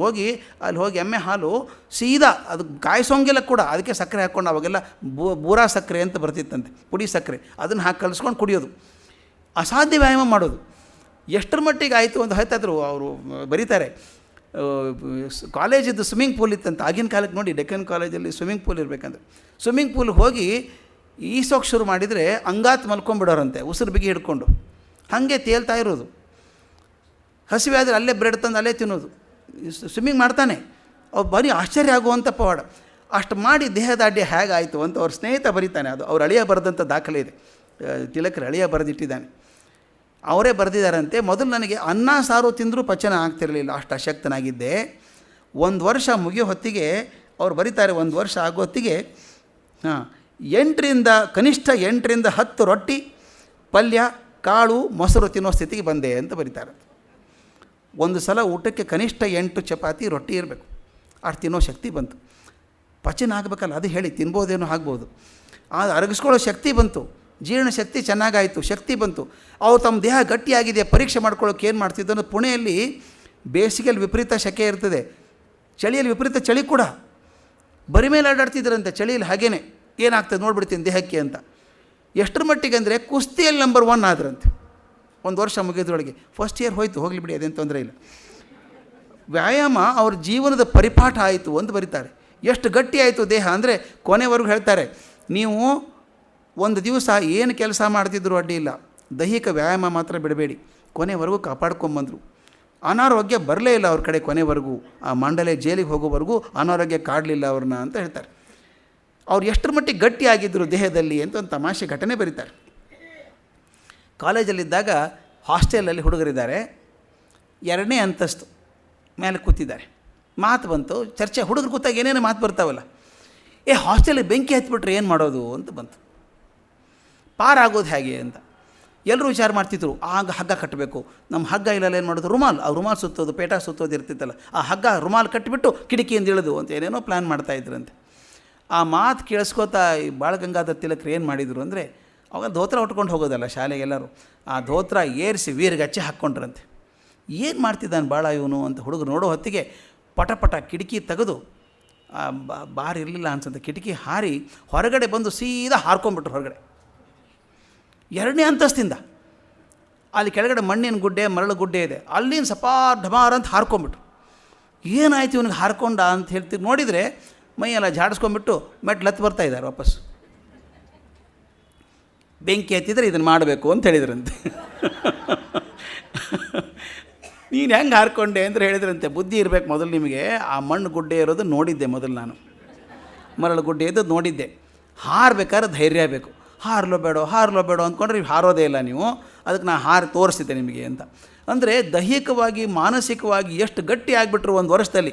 ಇದನ್ನು ಯಾಕೆ ಹೇಳ್ತಿದ್ದೇನೆ ಘಟನೆ by it self is not great. ಒಬ್ಬ ಛಲವಾದಿ ಮನುಷ್ಯ ಸಾಧನೆ ಮಾಡಬೇಕು ಅಂದರೆ ಯಾವ್ಯಾವ ಹಂತದಲ್ಲಿ ಮಾಡಬಹುದು ಅಂತ. ಬರೀ ದೇಹ ಕೆಲವರು ಅನ್ಕೋತಾರೆ, ನನ್ನ ಸ್ವಭಾವನೇ ಹಾಗೆ ಸರ್, ದೇಹನೇ ಹಾಗೆ ಸರ್ ನಮ್ಮದು ಅಂದ್ಕೊಳ್ಳೋದಲ್ಲ. ಹಾಗೆ ದೇಹ ಇದ್ದದನ್ನು ಹಠ ಹಿಡಿದು ಗಟ್ಟಿ ಮಾಡಿಕೊಂಡು ಕುಸ್ತಿ ಪೈಲ್ವಾನ್ ಆಗೋ ತನಕ ಹೋಗಬೇಕು ಅಂದರೆ ಹೇಳಿ. ಮತ್ತು ಇನ್ನೊಂದು ಮಹಾರಾಷ್ಟ್ರದಲ್ಲಿ ದೊಡ್ಡ ಆಟ ಅಂದರೆ ಮಲ್ಕಂಬ ಅಂತ ಕಂಬ ಇಡ್ತಾರೆ, ಕಂಬ ಹತ್ತಬೇಕು, ಏನೇನು ವ್ಯಾಯಾಮ ಮಾಡ್ತಾರೆ, ಹೊಟ್ಟೆ ಮೇಲೆ ನಿಂತ್ಕೊಂಡ್ಬಿಡ್ತಾರೆ, ಅದು ಪೂರ್ತಿ ದೇಹ ಹಾಕ್ಕೊಂಡು ನಿಂತ್ಕೋತಾರೆ. ಅದೆಲ್ಲವನ್ನು ಮಾಡ್ತಿ ಎಕ್ಸ್ಪರ್ಟ್ ಆಗಿದ್ದರಂತೆ ಬಾಲಗಂಗಾಧರ ತಿಲಕರು. ಮಲ್ಕಂಬದಲ್ಲಿ, ಕಬಡ್ಡಿಯಲ್ಲಿ, ಕಾಲೇಜ್ ಟೀಮಲ್ಲಿ ಕಬಡ್ಡಿಯಲ್ಲಿ ಸೇರಿಕೊಂಡಿದ್ದಾರೆ. ಅಶಕ್ತನಾದಂಥ ಮನುಷ್ಯ 1 ವರ್ಷದಲ್ಲಿ ಬದಲಾವಣೆ ಮಾಡಿಕೊಂಡಂಥದ್ದು. ಆ ಕಾಲೇಜಲ್ಲಿ ಪಾಠ ಮಾಡಬೇಕಾದ್ರೆ ಸಂಸ್ಕೃತ ಮೇಷ್ಟ್ರೊಬ್ಬರಿದ್ದರು. ಅವ್ರ ಹೆಸರು ಕೇಲ್ ಹಾರ್ನ್ ಅಂತ, ಬ್ರಿಟಿಷ್ ಪ್ರೊಫೆಸರು, ಸಂಸ್ಕೃತ ಕಲಿಸೋರು. ಇವರು ಕ್ಲಾಸಿಗೆ ಹೋಗ್ತಾ ಇರಲಿಲ್ಲ ಅಲ್ಲಿ. ಇನ್ನೊಬ್ರು ಯಾರು ಬಂದು ಹೇಳಿದ್ರಂತೆ, ಕ್ಲಾಸಿಗೆ ಹೋಗ್ಬೇಕಪ್ಪ ನೀನು, ಕೇಲ್ ಹಾರ್ನ್ ಭಾಳ ದೊಡ್ಡ ಸ್ಕಾಲರ್ ಅವರು ಅಂತ ಹೇಳಿದ್ರಂತೆ. ತಕ್ಷಣ ಕೇಳಕ್ಕೆ ಹೇಳಿದ್ರಂತೆ, it is A waste of time.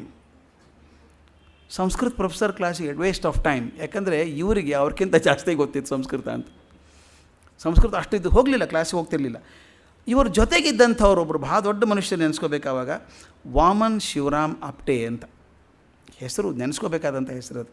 ಇವ್ರ ಜೊತೆಗೆ ಸಹಪಾಠಿಯಾಗಿದ್ದಂಥವ್ರು ವಾಮನ್ ಶಿವರಾಮ್ ಆಪ್ಟೆ ಅಂತ, ವಿ ಎಸ್ ಆಪ್ಟೆ ಅಂತ ಸಾಕಷ್ಟು ದಾಖಲೆ ಅದು. ಇವ್ರ ಮುಂದೆ ಶಬ್ದಕೋಶ ರಚನೆ ಮಾಡಿದಂಥವರು, ಪ್ರಪಂಚದಲ್ಲಿ ಅತ್ಯಂತ ಶ್ರೇಷ್ಠ ಸಂಸ್ಕೃತ ಜ್ಞಾನಿಗಳು ಅಂತ ಹೆಸರಾದರು, ಬಹು ದೊಡ್ಡ ಪಂಡಿತರು. ಇವ್ರ ಜೊತೆಗೆ ಕೆಲಸ ಮಾಡಿದರು, ಡೆಕ್ಕನ್ ಎಜುಕೇಷನ್ ಸೊಸೈಟಿಯಲ್ಲಿ ಕೆಲಸ ಮಾಡಿದರು, ಇವರು ಸಹಪಾಠಿಯಾಗಿದ್ದರು. ಇನ್ನೊಂದು ತಮಾಷೆ ವಿಷಯ ಎಲ್ರಿಗೂ ಅನಿಸೋದು ಅಂದರೆ, ತಿಲಕರು ಬುದ್ಧಿಮತ್ತೆಯಲ್ಲಿ ಎಲ್ಲರಿಗಿಂತ ಮುಂದಿದ್ದರೂ ಕೂಡ ಒಂದು ಸ್ಕಾಲರ್ಶಿಪ್ಪು ಸಿಗಲಿಲ್ಲ, ಒಂದು ಸಲನೂ ರ್ಯಾಂಕ್ ಬರಲಿಲ್ಲ, ಮೆಡಲ್ ಬರಲಿಲ್ಲ, ಪ್ರಶಸ್ತಿ ಬರಲಿಲ್ಲ. ಯಾಕದು ಪ್ರಶಸ್ತಿ ಬರಲಿಲ್ಲ ಅಂತ? ಯಾವಾಗಲೂ ಸಂಸ್ಕೃತದ ಏನು ಪ್ರಶಸ್ತಿ ಬಂದರೂ ಆಪ್ಟೆಗೆ ಬರೋದು, ಎಸ್ ವಿ ಆಪ್ಟೆಗೆ ಬರೋದು. ಆಮೇಲೆ ಕೆಲವರು ಕೇಳಿದ್ರಂತೆ, ಗುರುಗಳು ಹೇಳೋರಂತೆ, ಅವು ಯಾರೋ ಹೆಸರು ಬರೀತಾರೆ, ಪ್ರೊಫೆಸರ್ ಹೆಸರು ಮರೆತೋಯ್ತು ನನಗೆ, ಆ ಪ್ರೊಫೆಸರ್ ಬರೀತಾರೆ, ಆಪ್ಟೆಕ್ಕಿಂತ ತಿಲಕನ ಜ್ಞಾನ ತುಂಬ ಹೆಚ್ಚಾಗಿದ್ದು ಸಂಸ್ಕೃತ ಅಂತ. ಆದರೆ ಮಾರ್ಕ್ಸ್ ಆಪ್ಟೆಗೆ ಜಾಸ್ತಿ ಬರೋದು, ಇವ್ರಿಗೆ ಬರ್ತಿರ್ಲಿಲ್ಲ. ಯಾವುದರಲ್ಲೂ ಬರಲಿ, ಒಂದು ಕಡೆ ಬರೀತಾರೆ, ತಿಲಕರು ಬರೀತಾರೆ, ನನಗೆ 3 ತಿಂಗಳು ಮಾತ್ರ, ನಾನು ಇಡೀ ಶಿಕ್ಷಣದಲ್ಲಿ 3 ತಿಂಗಳು ಮಾತ್ರ ಒಂದು ಸಲ 10 ರೂಪಾಯಿ ಕಿರಿ ಶಿಷ್ಯ ವೇತನ ಬಂದಿತ್ತು ಅಂತ. ಅದೊಂದೇ ಬರಲಿಲ್ಲ. ಯಾಕೆಂದರೆ ಮತ್ತು ಇನ್ನೊಂದು ಒಂದು ಹೆಸರಿತ್ತು, ಡೆಕ್ಕನ್ ಕಾಲೇಜಲ್ಲಿ ಲೈಬ್ರರಿಯಲ್ಲಿ ಎಷ್ಟು ಪುಸ್ತಕ ಇದೆಯೋ ಅದನ್ನು ಓದಿದವರು ತಿಲಕರೊಬ್ಬರೇ ಅಂತ. ಇಡೀ ಲೈಬ್ರರಿಯನ್ನು ಕಂಠಗತ ಮಾಡ್ಕೊಂಡಿದ್ದವ್ರು ತಿಲಕರೊಬ್ಬರೇ. ಅಂದರೆ ಏನು ಅರ್ಥ? ತಿಲಕರ ಮನಸ್ಸಿರೋದು ಅಂಕ ಗಳಿಕೆಗಲ್ಲ, ಜ್ಞಾನಕ್ಕೋಸ್ಕರ ಇರುವಂಥದ್ದು. ರ್ಯಾಂಕ್ ಯಾರಾದ್ರು ಬರ್ಕೊಂಡು ಹೋಗಲಿ, ವಿಷಯ ಸಂಗ್ರಹಣೆ ಆಯಿತಾ, ಅಷ್ಟು ತಲಸ್ಪರ್ಶಿಯಾಗಿ ಅಧ್ಯಯನ ಮಾಡುವಂಥದ್ದು. ಟೆಕ್ಸ್ಟ್ ಬುಕ್ ಕೊಟ್ಟರೆ ಟೆಕ್ಸ್ಟ್ ಬುಕ್ ಅದು ಇಟ್ಕೊಳ್ತಾನೆ ಇರಲಿಲ್ಲ ಅವರು, ಟೆಕ್ಸ್ಟ್ ಬುಕ್ ದಾಟಿ ಒಂದಿಷ್ಟು ವಿಷಯ ಬರೆದು ಬಿಡೋದು. ಒಂದು ಕಡೆ ಘಟನೆ ಬರ್ತದೆ, ಇದ್ರ ಬಗ್ಗೆ ಮಹಾರಾಣಿ ರಾಜಕುಮಾರಿ ಬಗ್ಗೆ ಒಂದು ಕತೆ ಕಾದು ಪ್ರಬಂಧ ಬರೀರಿ ಅಂತ ಹೇಳಿದ್ರಂತೆ. ಮಹಾರಾಣಿ ಬಗ್ಗೆ ಒಂದು ಪ್ರಬಂಧ ಬರೀರಿ ಅಂತ ಹೇಳಿದ್ರಂತೆ ಆ ಕಾಲೇಜಲ್ಲಿ. ಆಗೆಲ್ಲ ಇಂಗ್ಲೀಷಲ್ಲಿ ಕಲಿಸೋದಲ್ವ, ಮಹಾರಾಣಿ ಬಗ್ಗೆ ಬರೀರಿ ಅಂತ ಒಂದು ಸಣ್ಣ ಎಸೆ ಟೆಕ್ಸ್ಟ್ ಬುಕ್ಕಲ್ಲಿ ಇದ್ದದನ್ನು ಬರೀಬೇಕಾಗಿತ್ತು. ಈತ ಏನು ಮಾಡಿದ್ರು, ಒಂದು 15-20 ಪುಸ್ತಕ ತೊಗೊಂಡು ರಿಸರ್ಚ್ ಮಾಡಿ ಒಂದು 20 ಪುಟದ ಪುಸ್ತಕ ಪೇಜ್ ಬರೆದು ಆರ್ಟಿಕಲ್ ಕೊಟ್ಟರಂತೆ. ಆ ಪ್ರೊಫೆಸರ್ ಹೇಳಿದ್ರಂತೆ, ಇದನ್ನು ಮಹಾರಾಣಿಗೆ ಕಳಿಸ್ಬೇಕು, ಅವ್ರಿಗೂ ಗೊತ್ತಿದೆಯಲ್ಲೋ ಇಷ್ಟು ಅಂತ. ನೋಡಿ, ಆ ಹುಡುಗ ಕಾಲೇಜ್ ಓದುವಂಥ ಹುಡುಗ, ಮಹಾರಾಣಿಗಾದರೂ ಗೊತ್ತಿದೆಯಲ್ಲ ಅಷ್ಟು ವಿಷಯ ಅಷ್ಟು ಬರೆದಿದ್ದೀರಿ ಅಂತ. ಆತನ ಅಭಿಮಾನ ಬಂದು ಅವನಿಗೆ ಅವಾರ್ಡ್ ಬಂತಂತೆ ಪ್ರೊಫೆಸರಿಗೆ, ಹುಡುಗನ ಪ್ರಮೋಟ್ ಮಾಡಿ ಇಷ್ಟು ಮಹಾರಾಣಿ ಬಗ್ಗೆ ಜ್ಞಾನ ಕೊಟ್ಟಿದ್ದಾನಲ್ಲ ಅಂತ. ಆದರೆ ಪ್ರೊಫೆಸರ್ ತಮ್ಮ ಕಡೆಗೆ ಬರೀತಾರೆ ಅದನ್ನು, ನನಗೆ ಅವನ ಬುದ್ಧಿ ಕೊಟ್ಟದ್ದಲ್ಲ, ಆರ್ಟಿಕಲ್ ಓದಿ ನನಗೂ ಸ್ವಲ್ಪ ತಿಳಿತು ಅದರಿಂದ ಅಂತ ಬರ್ಕೋತಾರೆ. ಅಂದರೆ ವಿಷಯ ಹೀಗೆ ಪರೀಕ್ಷೆಗೋಸ್ಕರ ಓದಲ್ಲ, ಜ್ಞಾನಕ್ಕೋಸ್ಕರ ಓದು ಅಂತ ಹಾಗೇನೆ. ಆದರೆ ತಮ್ಮ BA ಮುಗಿಸ್ಬಿಟ್ಟು ಪ್ರಥಮ ದರ್ಜೆಯಲ್ಲೇ ಪಾಸಾದರು. BA ಗಣಿತ ತಗೊಂಡು ಪ್ರಥಮ ದರ್ಜೆಯಲ್ಲಿ ಪಾಸಾದರು. MA ಮಾಡಬೇಕು ಅಂತ ಹೋದರು. MA ಮಾಡಲಿಲ್ಲ, ಪರೀಕ್ಷೆ ಬರೀಲಿಲ್ಲ, MA ಮಾಡಲೇ ಇಲ್ಲ.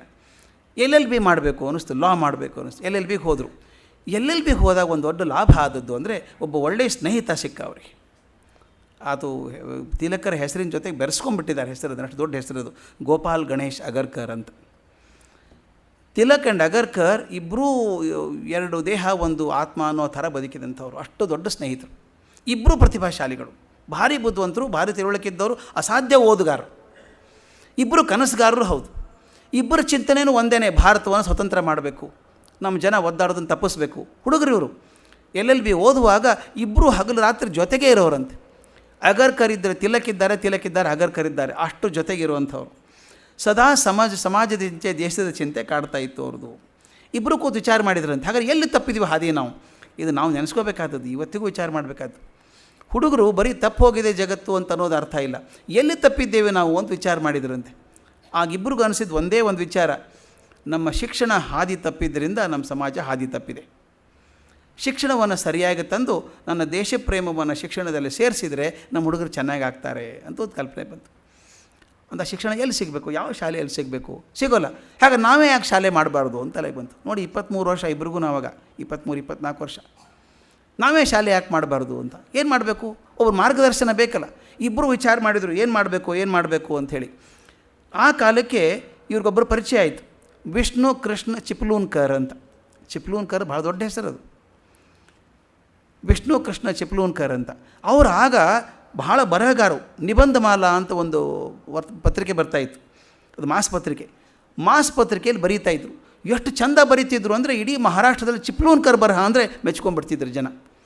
ಅವ್ರ ವಿಚಾರ ಏನು ಅಂದರೆ ದೇಶ ಪ್ರೇಮ ಬೆಳೆಸಬೇಕು, ಬ್ರಿಟಿಷರು ಹೊರಗೆ ಹೋಗಬೇಕು, ನಮ್ಮ ಸಂಸ್ಕೃತಿಯ ಪರಂಪರೆ ಭಾಳ ದೊಡ್ಡದಾದಂಥದ್ದು, ಭಾರತೀಯ ಸಂಸ್ಕೃತಿಗೆ ದೊಡ್ಡದಾದಂಥ ಸಂಸ್ಕೃತಿ ಜಗತ್ತಲ್ಲಿ ಯಾವುದೂ ಇಲ್ಲ, ನಾವು ಅದನ್ನು ತಿಳ್ಕೊಂಡಿಲ್ಲ, ಮರೆತು ಬಿಟ್ಟಿದ್ದೇವೆ ಅಂತ ಹೇಳಿ ಜಾಗೃತಿ ಮಾಡೋ ಹಾಗೆ ಲೇಖನಗಳನ್ನು ಬರೀತಾಯಿದ್ರು.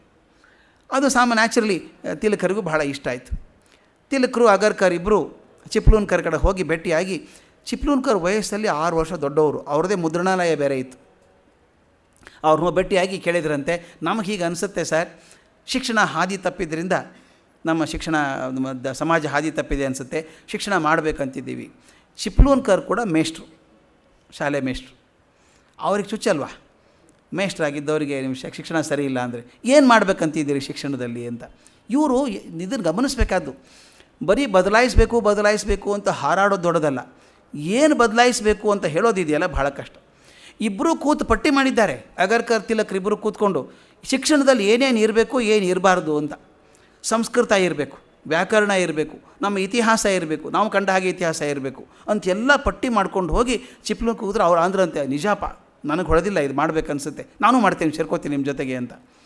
ಹಾಗಾದ್ರೆ ತಿಲಕರು ಒಂದು ಮಾತು ಹೇಳಿದ್ರು, ತಿಲಕರದ್ದು ಬೇಗ ತೀರ್ಮಾನ ಆಗಬೇಕು, ಅವ್ರದ್ದು ಹಿಂದೆ ಮುಂದೆ ನೋಡೋರಲ್ಲ. ಹಾಗಾದ್ರೆ ಒಂದು ಕೆಲಸ ಮಾಡಿ ಮೇಷ್ಟ್ರೆ, ರಾಜೀನಾಮೆ ಕೊಟ್ಬಿಡಿ ನಿಮ್ಮ ಕೆಲಸಕ್ಕೆ ಅಂದರು.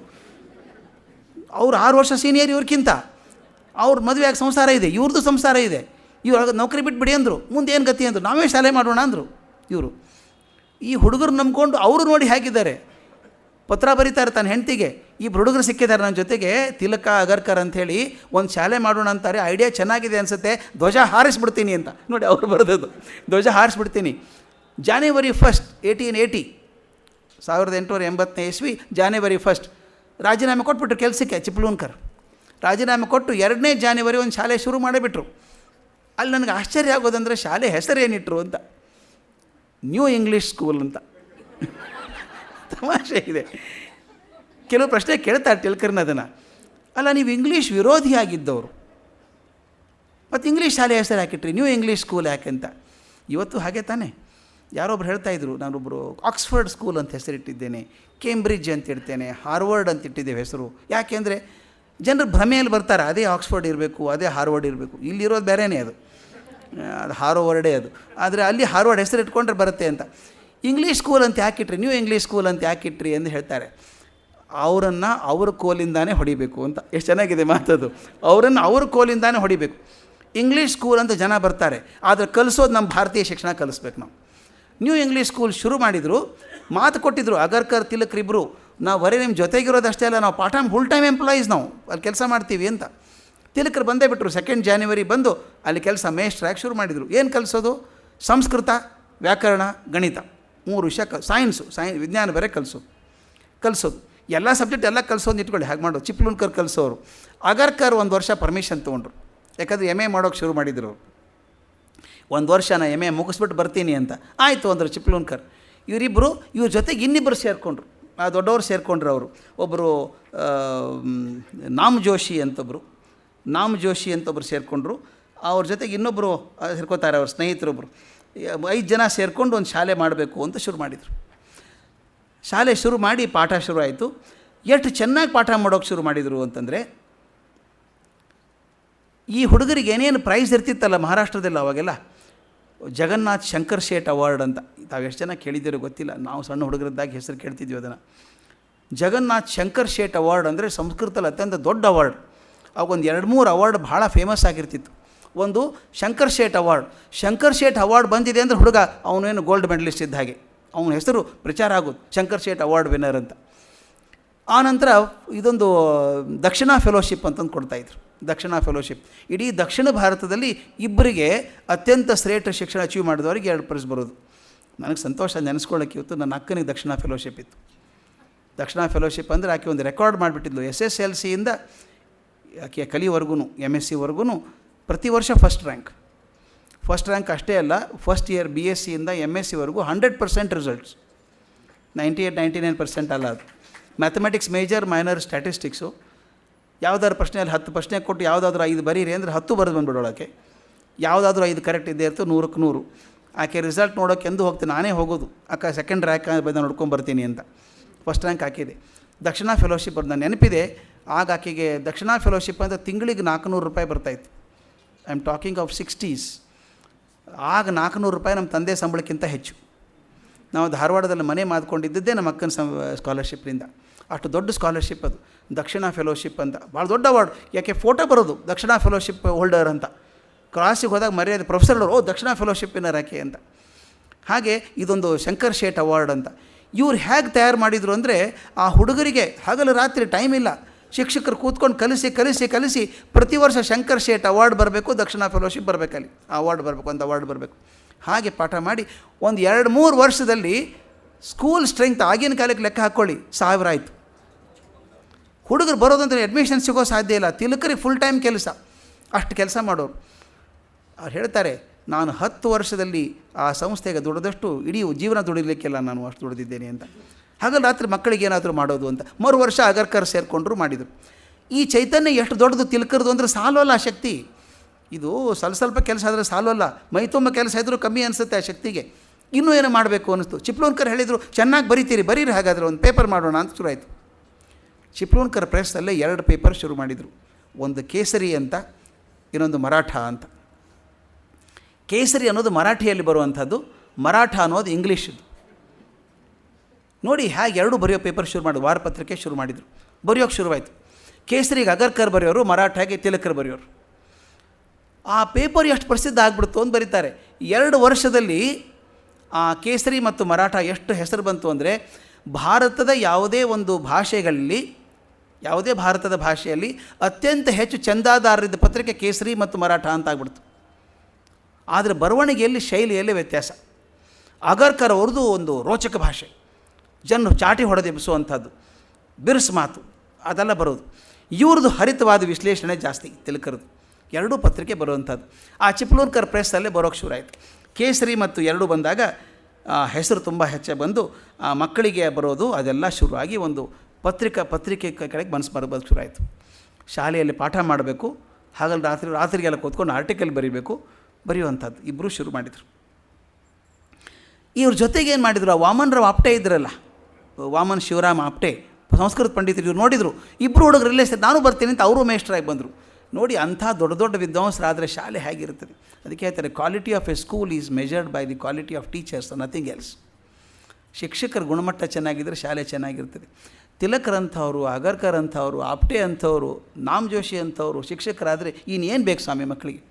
ಅವರೆಲ್ಲ ಶಾಲೆಗೆ ಸಂಬಳ ತೊಗೊಳ್ಳಿಲ್ಲ ಅಂತ ನೆನ್ಪಿಡ್ಬೇಕಾಯ್ತು. ಕೆಲಸ ಮಾಡುವಾಗ 1 ವರ್ಷ ಯಾರೂ ಸಂಬಳ ಮುಟ್ಟಲಿಲ್ಲ. ಒಂದು ರೆಸಲ್ಯೂಷನ್ ಮಾಡಿದ್ದಾರೆ, ಎಷ್ಟು ಬಿಗಿಯಾಗಿ ಮಾಡೋದಂದರೆ ಹೇಳ್ತಾರೆ, ಜೆಸ್ಯುಯಿಟ್ ಮಾದರಿಯಲ್ಲಿ ಮಾಡಬೇಕು ಶಾಲೆನ ಅಂತ ತೀರ್ಮಾನ ಮಾಡಿದ್ದು. ಈ ಕ್ರಿಶ್ಚಿಯನ್ ಸಂಸ್ಥೆಗಳಲ್ಲಿ ಏನು ಮಾಡ್ತಾರೆ, ಸಂಬಳ ತೊಗೊಳ್ಳಲ್ಲ, ಓತ್ ಆಫ್ ಪಾವರ್ಟಿ ಅಂತ ಇರುತ್ತೆ, ತಾವು ಗೊತ್ತಿರಬೇಕು. ಓತ್ ಆಫ್ ಪಾವರ್ಟಿ, ಬಡತನದ ಒಂದು ಪ್ರತಿಜ್ಞೆ ಮಾಡ್ತಾರೆ. ಅವ್ರಿಗೆ ಸಂಬಳ ಅಂತಿಲ್ಲ, ಅವ್ರು ಇಷ್ಟೊಂದು ಗೊತ್ತು ಮಾಡ್ತಾರೆ, ನೀವು ಬದುಕೋದಕ್ಕೆ ಇಷ್ಟು ಸಾಕು ಅಂತ ಅಷ್ಟೇ ಕೊಡೋದು, ಅವ್ರು ಜಾಸ್ತಿ ಕೊಡೋಲ್ಲ. ನೀವು ಎಲ್ಲಿ ಟ್ರಾನ್ಸ್ಫರ್ ಮಾಡಿದರೂ ಹೋಗಬೇಕು, ಏನು ಕೆಲಸ ಕೊಟ್ಟರು ಮಾಡಬೇಕು, ಸಂಬಳ ಕೇಳೋ ಹಂಗಿಲ್ಲ. ಆ ಪ್ರತಿಜ್ಞೆ ಮಾಡೇ ಬರುವಂಥದ್ದು. ಬಾಲಗಂಗಾಧರ್ ತಿಲಕರು ಹೇಳ್ತಾರೆ ಎಲ್ಲರಿಗೂ, ಆ ಕಾನ್ಸ್ಟಿಟ್ಯೂಷನ್ ಮಾಡಿ ನಾವು ಯಾರೂ ಸಂಬಳ ಅಪೇಕ್ಷೆ ಮಾಡೋಂಗಿಲ್ಲ, ಮಾಡಿದರೂ ಕೂಡ ಬರೀತಾರೆ ಅತ್ಯಂತ ಹೆಚ್ಚು ಸಂಬಳ ಅಂದರೆ ತಿಂಗಳಿಗೆ 75 ರೂಪಾಯಿ, ಅದಕ್ಕಿಂತ ಹೆಚ್ಚಿಗೆ ಯಾರೂ ಪಡ್ಕೊಳ್ಳೋ ಹಂಗಿಲ್ಲ. ಮತ್ತು ಇನ್ನೊಂದು, ನೀವು ಹೊರಗಡೆ ಏನಾದರೂ ಕೆಲಸ ಮಾಡಿದರೆ, ಈ ಶಾಲೆ ಬಿಟ್ಟು ಹೊರಗಡೆ ಕೆಲಸ ಮಾಡಿದರೆ ಅದಕ್ಕೇನಾದರೂ ನಿಮಗೊಂದು ಕಾಣಿಕೆ ಸಿಕ್ಕರೆ ಅದನ್ನು ತಂದು ಶಾಲೆ ಕಟ್ಟಬೇಕು. ನೋಡಿ ಹೇಗಿದೆ, ಹೊರಗಡೆ ಮಾಡಿದ ನಿಮಗೇನಾದರೂ ಸಂಬಳ ಸಿಕ್ತು, ಏನಾದರೂ ಒಂದು ಕಾಣಿಕೆ ಕೊಟ್ಟರು ಯಾರಾದರೂ ಅಂದರೆ ಅದನ್ನು ವಾಪಸ್ ತರಬೇಕು. ಎಷ್ಟರ ಮಟ್ಟಿಗೆ ಅಂದರೆ ತಿಲಕರು ಬರೀತಾರೆ, ನಿಮಗೊಂದು ಯಾರಾದರೂ ಶಾಲ್ ಹಾಕಿದರೆ ಸಂಸ್ಥೆಗೆ ಬರಬೇಕು. ಎಷ್ಟು ಗಟ್ಟಿ ಇರಬೇಕಾದ ಸಂಸ್ಥೆ ಕಟ್ಟಬೇಕಾದ ಲಕ್ಷಣ ಅದು. ನನಗೂ ಮೈಗೂಡ್ಕೊಂಡ್ಬಿಟ್ಟಿದ್ದು ಭಾಳ ವರ್ಷ, ಈಗೂ ಇದೆ ಹಾಗೇನೆ. ಏನು ಕೊಟ್ಟರು ವಾಪಸ್ ಸಂಸ್ಥೆಗೆ ಹೋಗಬೇಕಾದ, ಅದು ಹಠದಿಂದ ಮಾಡಬೇಕಾದದ್ದು. ಒಂದು ಶಾಲ್ ಹಾಕಿದರೆ ಅದು ನಮಗಲ್ಲ ಅದು ಅಂತ ಯಾಕೆ ಹೇಳ್ತಿದ್ರು ಅಂದರೆ ಹೇಳ್ತಾರೆ, ನಮ್ಮ ಸಂಸ್ಥೆಗೂ ಸಾಕಷ್ಟು ಜನ ಕರಿತೇವೆ. ತಿಲಕರು ಹೇಳೋ ಲೆಕ್ಕ ನೋಡಿ ಹೇಗಿದೆ. ಮತ್ತು ಅದು ಮಿಡ್ಲ್ ಕ್ಲಾಸ್ ಬರುವಂಥ ಸ್ಟೈಲ್ ಅದು. ನಮಗೆಲ್ಲರಿಗೂ ಶಾಲೆ ಹಾಕ್ತಾರೆ, ಹೊರಗಡೆ ಹೋದಾಗ ತಂದು ಶಾಲೆಯಲ್ಲಿ ಇಡೋಣ. ಶಾಲೆಗೂ ಅತಿಥಿಗಳು ಬರ್ತಾರಲ್ಲ, ಅವ್ರಿಗೂ ಶಾಲೆ ಹಾಕ್ಬೇಕಲ್ವ, ಕೊಂಡ್ಕೊಂಬರೋದು ಯಾಕೆ, ಇಲ್ಲಿ ಇದೆಯಲ್ಲ ಶಾಲು. ನೋಡಿ, ಆ ಶಾಲೆ ದುಡ್ಡು ಉಳಿಸುವಂಥ ವಿಚಾರ.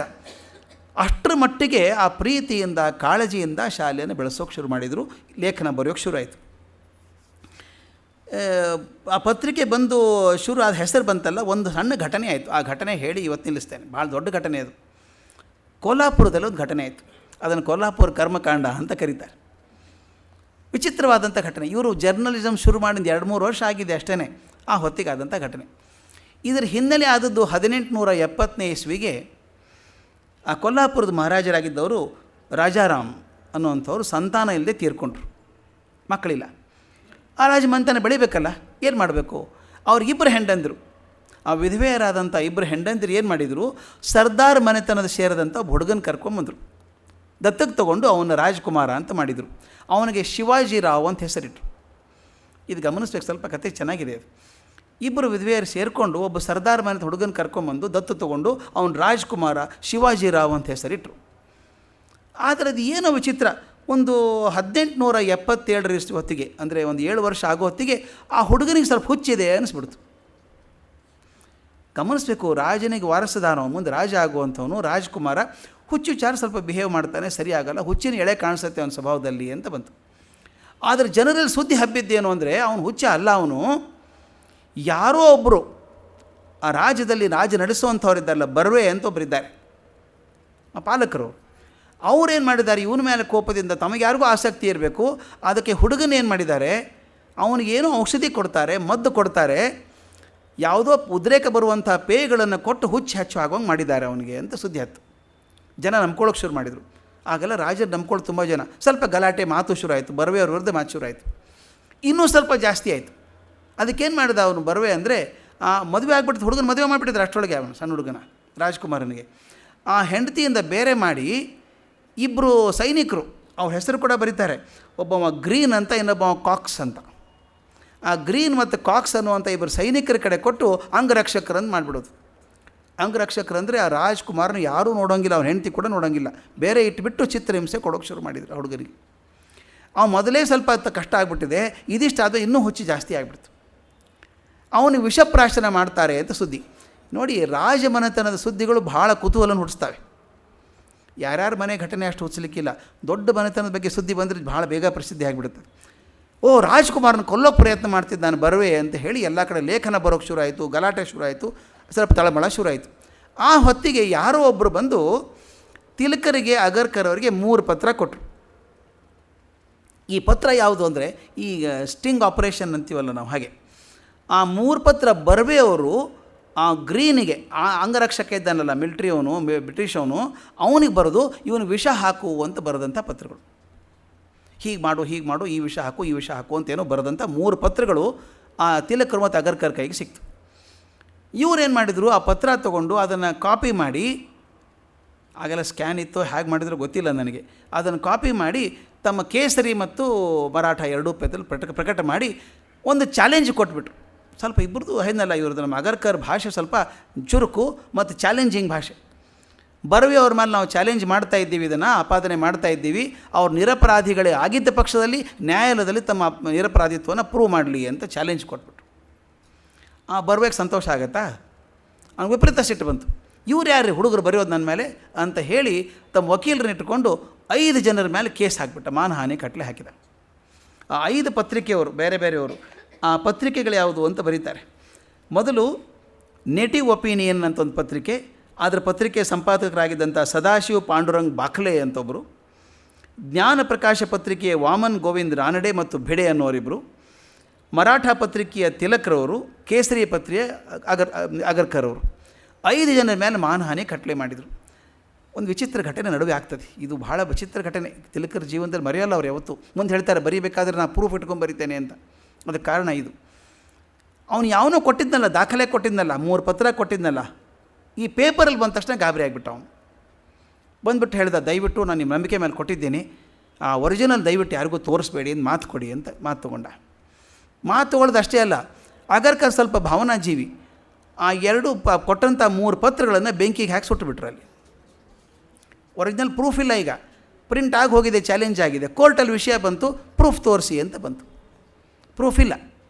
ಅವ್ರ ಹೆಸರು ಹೇಳೋಕ್ಕೆ ಮನಸ್ಸಿಲ್ಲ ತಿಲಕರಿಗೆ, ಮಾತು ಕೊಟ್ಟಿದ್ದೀವಿ ಕೊಡೋದಿಲ್ಲ ಅಂಥೇಳಿ. ಅವ್ರ ಹೆಸರು ಹೇಳಿಲ್ಲ, ನಮಗೆ ದಾಖಲೆ ಸಿಕ್ಕಿದೆ, ಅದರ ಮೂಲ ಎಲ್ಲಿಂದು ಅಂತ ಹೇಳೋಲ್ಲ ಅಂದರು. ಜಡ್ಜ್ ಕೇಳ್ತಾರೆ, ಅದು ಕೋರ್ಟ್ ಆದಾಗ ಬರೆದಿದ್ದಾರೆ. ಕೋರ್ಟ್ ನಡೆದು ಆಗ ಪ್ರೆಸಿಡೆನ್ಸಿ ನ್ಯಾಯಾಧೀಶರಾದ ವೆಬ್ ಅಂತ ಇದ್ದರು, ಬ್ರಿಟಿಷ್ ನ್ಯಾಯಾಧೀಶರು. ಅವ್ರ ಕಡೆಗೆ ಸೆಷನ್ ನ್ಯಾಯಾಲಯದಲ್ಲಿ ಜಸ್ಟಿಸ್ ಲೇಥಮ್ ಅನ್ನುವಂಥವ್ರು ಒಂದು ತೀರ್ಮಾನ ಮಾಡಿಕೊಂಡ್ರು. ಆಗ ಜ್ಯೂರೀಸ್ ಅಂತ ಇರ್ತಾಯಿದ್ರು, ನಗರದಲ್ಲಿ ಪ್ರಮುಖರನ್ನ ಆರಿಸಿ ಜೂರೀಸ್ ಮಾಡಿ ಅವ್ರ ಅಭಿಪ್ರಾಯ ಕೇಳಿ ಮಾಡ್ತಾಯಿದ್ರು. ಲೇಥಮ್ ಅವ್ರ ಜೂರೀಸನ್ನು ಕೇಳಿ ಇವರಿಗೆ ಕೊಡಬೇಕಾ ಶಿಕ್ಷೆ ಕೊಡಬೇಕಾದ್ದೇ 5 ಜನಕ್ಕೂ ಶಿಕ್ಷೆ ಕೊಡಬೇಕು ಅಂತ ತೀರ್ಮಾನ ಆಯಿತು. ಈ ಮಾನಹಾನಿ ಖಟ್ಲೆಯಲ್ಲಿ 5 ಜನಕ್ಕೂ ಶಿಕ್ಷೆ. ಅವ್ರವ್ರು ಬೇರೆ ಬೇರೆ ಲೆವೆಲಲ್ಲಿ ಶಿಕ್ಷೆ ಕೊಟ್ಟರು. ಶಿಕ್ಷೆ ಹೇಗೆ ಅಂದರೆ ತಿಲಕ್, ಅಗರ್ಕರ್ ಮತ್ತು ಬಾಕ್ಲೆ ಅವರಿಗೆ 4 ತಿಂಗಳ ಕಠಿಣ ಸಜೆ, ರಿಗರಸ್ ಇಂಪ್ರಿಸನ್ಮೆಂಟ್. ಆಮೇಲೆ ಭಿಡೆ ಮತ್ತು ರಾನಡೆ ಅವರಿಗೆ 2 ವರ್ಷದ ಸಾದಾ ಸಜಾ ಮತ್ತು ₹100 ಫೈನ್ ಹೀಗೆ ಹಾಕಿದರು. ಇವ್ರನ್ನ ಜೈಲಿಗೆ ಕಳಿಸಿದರು. ಅಗರ್ಕರ್ ಮತ್ತು ತಿಲಕ್ ಅವ್ರನ್ನ ಜುಲೈ 17, 1882ರಿಂದ ಅಕ್ಟೋಬರ್ 16ರವರೆಗೂ 4 ತಿಂಗಳು ಜೈಲಿಗೆ ಕಳಿಸಿದರು. ಅವರು 101 ದಿವಸ ಜೈಲಲ್ಲಿದ್ದರು. ಜೈಲಲ್ಲಿದ್ದಾಗ ತಿಲಕರು ಬರೀತಾರೆ, ನನಗೆ ಬಹಳ ಕಷ್ಟ ಆದದ್ದು ಅಂದರೆ ಜೈಲಲ್ಲಿದ್ದೆ ಅಂತ ಕಷ್ಟ ಆಗಲಿಲ್ಲ, ಜೊತೆಗೆ ಸ್ನೇಹಿತ ಇದ್ದ ಅಗರ್ಕರ್. 4 ತಿಂಗಳು ಚಿಂತೆ ಮಾಡೋಕ್ಕೆ ಅವಕಾಶ ಇತ್ತು ನಮ್ಗೆ ಬೇಕಾದಷ್ಟು. ನೋಡಿ ಅದು ಹೇಗೆ ಉಪಯೋಗಿಸ್ಕೊತಾರೆ. 4 ತಿಂಗಳು ಕೂತು ಮುಂದಿನ ರೂಪುರೇಷೆಗಳನ್ನು ಹಾಕ್ಕೊಂಡ್ವಿ, ಏನೇನು ಮಾಡಬೇಕು ಅಂತ ಹಾಕ್ಕೊಂಡ್ವಿ. ಆದರೆ ಕಷ್ಟ ಆಗೋದಂದರೆ ಕಂಬಳಿಯಲ್ಲಿ ಹುಳ ಇತ್ತು, ತಿಗಣಗಳು ಜಾಸ್ತಿ, ಕೆಟ್ಟ ಊಟ ಕೊಡ್ತಾಯಿದ್ರು ಅಂದ್ಬಿಟ್ಟು ಕೊನೆಗೆ ಹೇಳ್ತಾರೆ, ನನಗೆ ದುಃಖ ಆದದ್ದು ಎದಕ್ಕೆ ಗೊತ್ತೋ, 19 ದಿವಸ ಕಮ್ಮಿ ಮಾಡ್ತಾರೆ ಇವರು, ಒಳ್ಳೆ ನಡತೆ ಅಂತ 19 ದಿವಸ ಕಮ್ಮಿ ಮಾಡ್ತಾರೆ ಶಿಕ್ಷೆನ. ಹೊರಗೆ ಬಂದಾಗ ನನ್ನ ದುಃಖ ಆದದ್ದು ಅಂದರೆ 24 ಪೌಂಡ್ ತೂಕ ಕಮ್ಮಿ ಆಗಿತ್ತು ನಂದು ಅಂತ. 24 ಪೌಂಡ್ ತೂಕ ಇವ್ರದ್ದು ಕಮ್ಮಿ ಆಗಿದೆ, ಅಗರ್ಕರ್ದು 16 ಪೌಂಡ್ ತೂಕ. ದುಃಖ ಆಗಿಬಿಟ್ಟಿದೆ ಅವ್ರಿಗೆ, 24 ಪೌಂಡ್ ಕಮ್ಮಿ ಆಯ್ತಲ್ಲ ನಂದು ಅಂತ. ಮತ್ತು ಮೇಕಪ್ ಮಾಡಬೇಕು. 4 ತಿಂಗಳು ಹೊರಗೆ ಬಂದಾಗ ಏನಾಯಿತು, ಸಮಾಜದಲ್ಲಿ ಏನಾಯಿತು ಅಂತ ಭಾಳ ಮುಖ್ಯವಾಗಿ ನೆನೆಸ್ಕೋಬೇಕಾದ್ರು. ಮಾನಹಾನ ಖಟ್ಲೆಯಲ್ಲಿ ಜೈಲಿಗೆ ಹೋದರೆ ಅವ್ರ ಬಗ್ಗೆ ಅಭಿಪ್ರಾಯ ಏನಿರುತ್ತೆ ಸಮಾಜದಲ್ಲಿ, ತಪ್ಪು ಮಾಡಿದರು ಅಂತಲ್ವ. ಆದರೆ ಸಮಾಜದಲ್ಲಿ ಎಷ್ಟು ಗಟ್ಟಿ ಇತ್ತು ಅಂದರೆ ತಿಲಕರು ಮಾಡಿದ್ದು ಸರಿಯೇ, ಅವ್ರವ್ರು ಮೋಸ ಮಾಡಿ ಜೂರಿ ಇದನ್ನು ತಮ್ಮವ್ರನ್ನ ಕೂಡಿಸ್ಕೊಂಡು ಒಳಗೆ ಹಾಕಿದ್ದಾರೆ ಜೈಲಲ್ಲಿ ಅಂತ ಹೇಳಿ ಇವರು ಹೊರಗೆ ಬಂದ ಮೇಲೆ ಭಾರಿ ಸನ್ಮಾನ ಅಗರ್ಕರ್ ಅವರಿಗೆ ತಿಲಕರು ಸನ್ಮಾನ ಮಾಡಿ ಇವರು ಒಗ್ದಿದ್ದು ರಾಷ್ಟ್ರವೀರರು ಅಂತ ಸನ್ಮಾನ ಮಾಡಿದ್ರಂತೆ. ನಿಜವಾಗ್ಲೂ ಆದದ್ದು ಘಟನೆ ಅದು. ತಿಲಕರಿಗೆ ಸತ್ಯ ಗೊತ್ತಿದೆ. ಅವ್ರು ಹೇಳ್ತಾರೆ, ಸತ್ಯ ಹೇಳಿದ್ದಕ್ಕೆ ನಾನು ಜೈಲಿಗೆ ಹೋಗಬೇಕಾಯಿತು ಅಂತ. ಮುಂದೆ ವಿಚಿತ್ರ ಹೇಳ್ತೀನಿ, 1.5 ವರ್ಷ ಆಗಿಲ್ಲ ಮುಂದೆ ಆ ರಾಜ್ಕುಮಾರ್ ಸತ್ತೋದ. ಶಿವಾಜಿರಾವ್ ವಿಷಪ್ರಾಶನದಿಂದಲೇ ಸತ್ತ. ಸುದ್ದಿ ಏನು ಬಂತು ಅಂದರೆ ಗ್ರೀನ್ ಇದ್ದಾನಲ್ಲ ಸೈನಿಕ ನೋಡ್ಕೊಳ್ಳೋನು, ಅವನ ಜೊತೆಗೆ ಏನೋ ಜಗಳ ಆಡ್ಬಿಟ್ಟು ಗ್ರೀನ್ ಹೊಡೆದ, ಆ ಹೊಡೆತಕ್ಕೆ ಅವನು ರಾಜ್ಕುಮಾರ್ ಸತ್ತು ಹೋದ ಅಂತ ಹೇಳಿ ಸತ್ತ ಮೇಲೆ 15 ದಿವಸಕ್ಕೆ ಪಬ್ಲಿಕಲ್ಲಿ ನೋಟಿಸ್ ಬಂತು, ಜನಕ್ಕೆ ಗೊತ್ತಾಯಿತು. ಜನ ರೊಚ್ಚಿಗೆದ್ದುಬಿಟ್ರು. ತಿಲಕರು ಅವತ್ತೇ ಹೇಳಿದರು, ಅವನ ಜೀವ ಅಪಾಯದಲ್ಲಿದೆ ಅಂತ ನೀವೇನೂ ಮಾಡಲಿಲ್ಲ, ಅವನ ಸಾವಿಗೆ ನೀವೇ ಕಾರಣ ಆದ್ರಿ ಅಂತ ಕೋಲಾಹಲ ಎದ್ದು ಬರ್ವೆಯನ್ನು ಅಧಿಕಾರದಿಂದ ಬಿಡಿಸ್ಬಿಟ್ರು. ನೋಡಿ ಹೇಗಿದೆ, ತಿಲಕರು ಆವಾಗ ಹೇಳಿದ್ರೆ ಮುಂದೆ ಸತ್ಯ ಆದದ್ದು. ಇದೆಲ್ಲ ಮನಸ್ಸಲ್ಲಿ ಗಾಢ ಪರಿಣಾಮ ಆಗೋಯ್ತು ಅವ್ರಿಗೆ. ಆನಂತರ ಏನು ಮಾಡಬೇಕು, ಮತ್ತೊಬ್ಬ ರಾಜ ಆಗಬೇಕಲ್ಲ, ಯಾರು ಆಗಬೇಕು. ಮುಂದೆ ಮತ್ತೊಬ್ಬನ ರಾಜ ಅಂತ ಆರಿಸಿದರು. ಯಾರನ್ನ ಆರಿಸಿದರು, ಇದು ಭಾಳ ತಮಾಷೆ ಘಟನೆ ಇದು. ಯಾವ ಸರ್ದಾರ ಇದ್ನಲ್ಲ ಆತರ ಹೆಸರು ಕೊಲ್ಹಾಪುರದ ಆಬಾ ಸಾಹೇಬ್ ಘಟ್ಗೆ ಅಂತ. ಹೆಸರು ಹೇಳಿದ್ದಿಲ್ಲ ತಿಲಕರು ಕೋರ್ಟಲ್ಲಿ. ಆಬಾ ಸಾಹೇಬ್ ಘಟ್ಗೆ ಅನ್ನೋರು 3 ಪತ್ರ ಕೊಟ್ಟಿದ್ದರು. ಆ ಆಬಾ ಸಾಹೇಬ್ ಘಟ್ಗೆ ಅವರು 2ನೇ ಮಗನ್ನೇ ರಾಜ್ಕುಮಾರ ಅಂತ ಆರಿಸ್ಕೊಂಡ್ರು. ಅವರೇ ಕೊಲ್ಹಾಪುರದ ರಾಜ ಆದರು. ಆಬಾ ಸಾಹೇಬ್ ಘಟ್ಗೆ ಅವರಿಗೆ ತಿಲಕರ ಬಗ್ಗೆ ಅಗರ್ಕರ್ ಬಗ್ಗೆ ತುಂಬ ವಿಶ್ವಾಸ ಇದೆ. ಯಾಕಂದರೆ ತಮ್ಮ ಹೆಸರು ಬಿಟ್ಟು ಕೊಡಲಿಲ್ಲ ಕೋರ್ಟಲ್ಲಿ ಅಂತ ಒಂದು, ಮತ್ತು ಅವ್ರು ಹೇಳಿದ ಮಾತನ್ನು ಗೌಪ್ಯವಾಗಿ ಇಟ್ಕೊಂಡ್ರು, ಪತ್ರ ಉಪಯೋಗಿಸ್ಕೊಳ್ಳಿಲ್ಲ ಅಂತ ಒಂದಾಗಿ ತುಂಬ ಪ್ರೀತಿಯಿಂದ ವಿಶ್ವಾಸದಿಂದ ರಾಜ್ಕುಮಾರ ಸಿಂಹಾಸನ ಏರಿ ರಾಜ ಆಗೋ ಹೊತ್ತಿಗೆ ಒಂದು ಸಮಿತಿ ಮಾಡಿ, ಪ್ರತಿನಿಧಿ ಸಭೆಯನ್ನು ಮಾಡಿ ತಿಲಕರನ್ನ ಅಗರ್ಕರ್ನ ಕರೆದ್ರು. ಅದಕ್ಕೆ ಯಾರಿಗೋಸ್ಕರ ಜೈಲಿಗೆ ಹೋಗಿದ್ರೋ ಅವರ ಸಿಂಹಾಸನಕ್ಕೋಸ್ಕರ ಇವರು ತಿಲಕರು ಹೋದರು. ಹೋದಾಗ ಏನಾಯಿತು, ರಾಜಕುಮಾರಿಗೆ ಅದು ರಾಜ ಆದವನು, ಆತನ ತುಂಬ ವಿಶ್ವಾಸ ತಿಲಕರ ಬಗ್ಗೆ, ಗೌರವ, ಕೃತಜ್ಞತೆ ಬಂದು ಈ ಸೊಸೈಟಿ ಸ್ಕೂಲ್ ಇತ್ತಲ್ಲ, ನ್ಯೂ ಇಂಗ್ಲೀಷ್ ಸ್ಕೂಲ್ ತುಂಬ ಬೆಳವಣಿಗೆ ಆದ್ದರಿಂದ ಇನ್ನೂ ದೊಡ್ಡದಾಗಲಿ ಅಂತ ಒಂದು ರಿಜಿಸ್ಟರ್ಡ್ ಸೊಸೈಟಿ ಮಾಡಿದರು. ಅದಕ್ಕೆ ಡೆಕ್ಕನ್ ಎಜುಕೇಷನ್ ಸೊಸೈಟಿ ಅಂತ ಹೆಸರಿಟ್ರು. ಇವತ್ತು ಇದೆ. ಫರ್ಗ್ಯೂಸನ್ ಕಾಲೇಜ್ ಇದೆ, ಸಾಂಗ್ಲಿಯಲ್ಲಿ ವೆಲ್ಲಿಂಗ್ಟನ್ ಕಾಲೇಜ್ ಇದೆ, ದೊಡ್ಡ ಸಂಸ್ಥೆ ಈಗ ಅದು. ಆ ಸಂಸ್ಥೆ ನ್ಯೂ ಇಂಗ್ಲೀಷ್ ಸ್ಕೂಲ್ ಅಂತ ಶುರು ಆದದ್ದು ಡೆಕ್ಕನ್ ಎಜುಕೇಷನ್ ಸೊಸೈಟಿ ಅಂತಾಯಿತು. ಕೊಲ್ಹಾಪುರದ ಮಹಾರಾಜರು ಬಹುದೊಡ್ಡ ಕಾಣಿಕೆಯನ್ನು ಡೆಕ್ಕನ್ ಸೊಸೈಟಿ ಕೊಟ್ಟರು. ಎಷ್ಟು ದುಡ್ಡು ಕೊಟ್ಟರು ಅಂದರೆ ಆ ದುಡ್ಡಿನಿಂದಾನೇ ಒಂದು ಫರ್ಗ್ಯೂಸನ್ ಕಾಲೇಜ್ ಕಟ್ಟಿದ್ದು. ಫರ್ಗ್ಯೂಸನ್ ಅನ್ನೋರು ಆಗ ಮುಂಬೈ ಗವರ್ನರ್ ಆಗಿದ್ದಂಥವ್ರು, ಭಾಳ ದೊಡ್ಡ ಗವರ್ನರ್ ಆಗಿದ್ದಂಥವ್ರು. ಅವ್ರಿಗೆ ಪತ್ರ ಬರೋದ್ರ ಅಭಿಪ್ರಾಯ ತೊಗೊಂಡು ಅವರ ಹೆಸರಿಂದ ಪುಣೆಯಲ್ಲಿ ಫರ್ಗ್ಯೂಸನ್ ಕಾಲೇಜ್ ಕಟ್ಟಿದರು. ಇಡೀ ಕಟ್ಟಡ ಕಟ್ಟುವಷ್ಟು ಬೇಕಾದ ದುಡ್ಡನ್ನು ಕೊಲ್ಹಾಪುರ ಮಹಾರಾಜರು ಕೊಟ್ಟರು ಅಂತ. ಅಂದರೆ ಯಾವುದರಿಂದ ಅನ್ಯಾಯ ಆಗಿ ಇವರು 4 ತಿಂಗಳು ಜೈಲಿಗೆ ಹೋಗಬೇಕಾಯಿತೋ ಅದರಿಂದಾಗಿ ಅವ್ರಿಗೆ ಕಟ್ಟಿದಂಥ ಸಂಸ್ಥೆಗೆ ಎಷ್ಟು ದೊಡ್ಡ ಉತ್ತರೋತ್ತರವಾದಂಥ ಒಂದು ಲಾಭ ಆಯಿತು ಅಂತ. ಇದು ಶಿಕ್ಷಣದ ಬಗ್ಗೆ ನಾವು ನೋಡ್ಕೊಂಡಿದ್ದೇವೆ. ಮುಂದೆ ವಿಷಯ ಮುಂದೆ ಅವ್ರು ಹೇಗೆ ಪತ್ರಿಕಾ ಕೆಲಸಕ್ಕೆ ಬಂದರು, ಹಾಗೆ ರಾಜಕೀಯಕ್ಕೆ ಬಂದರು ಅನ್ನೋದನ್ನು ನಾಳೆ ಗಮನಿಸೋಣ. ನಮಸ್ಕಾರ.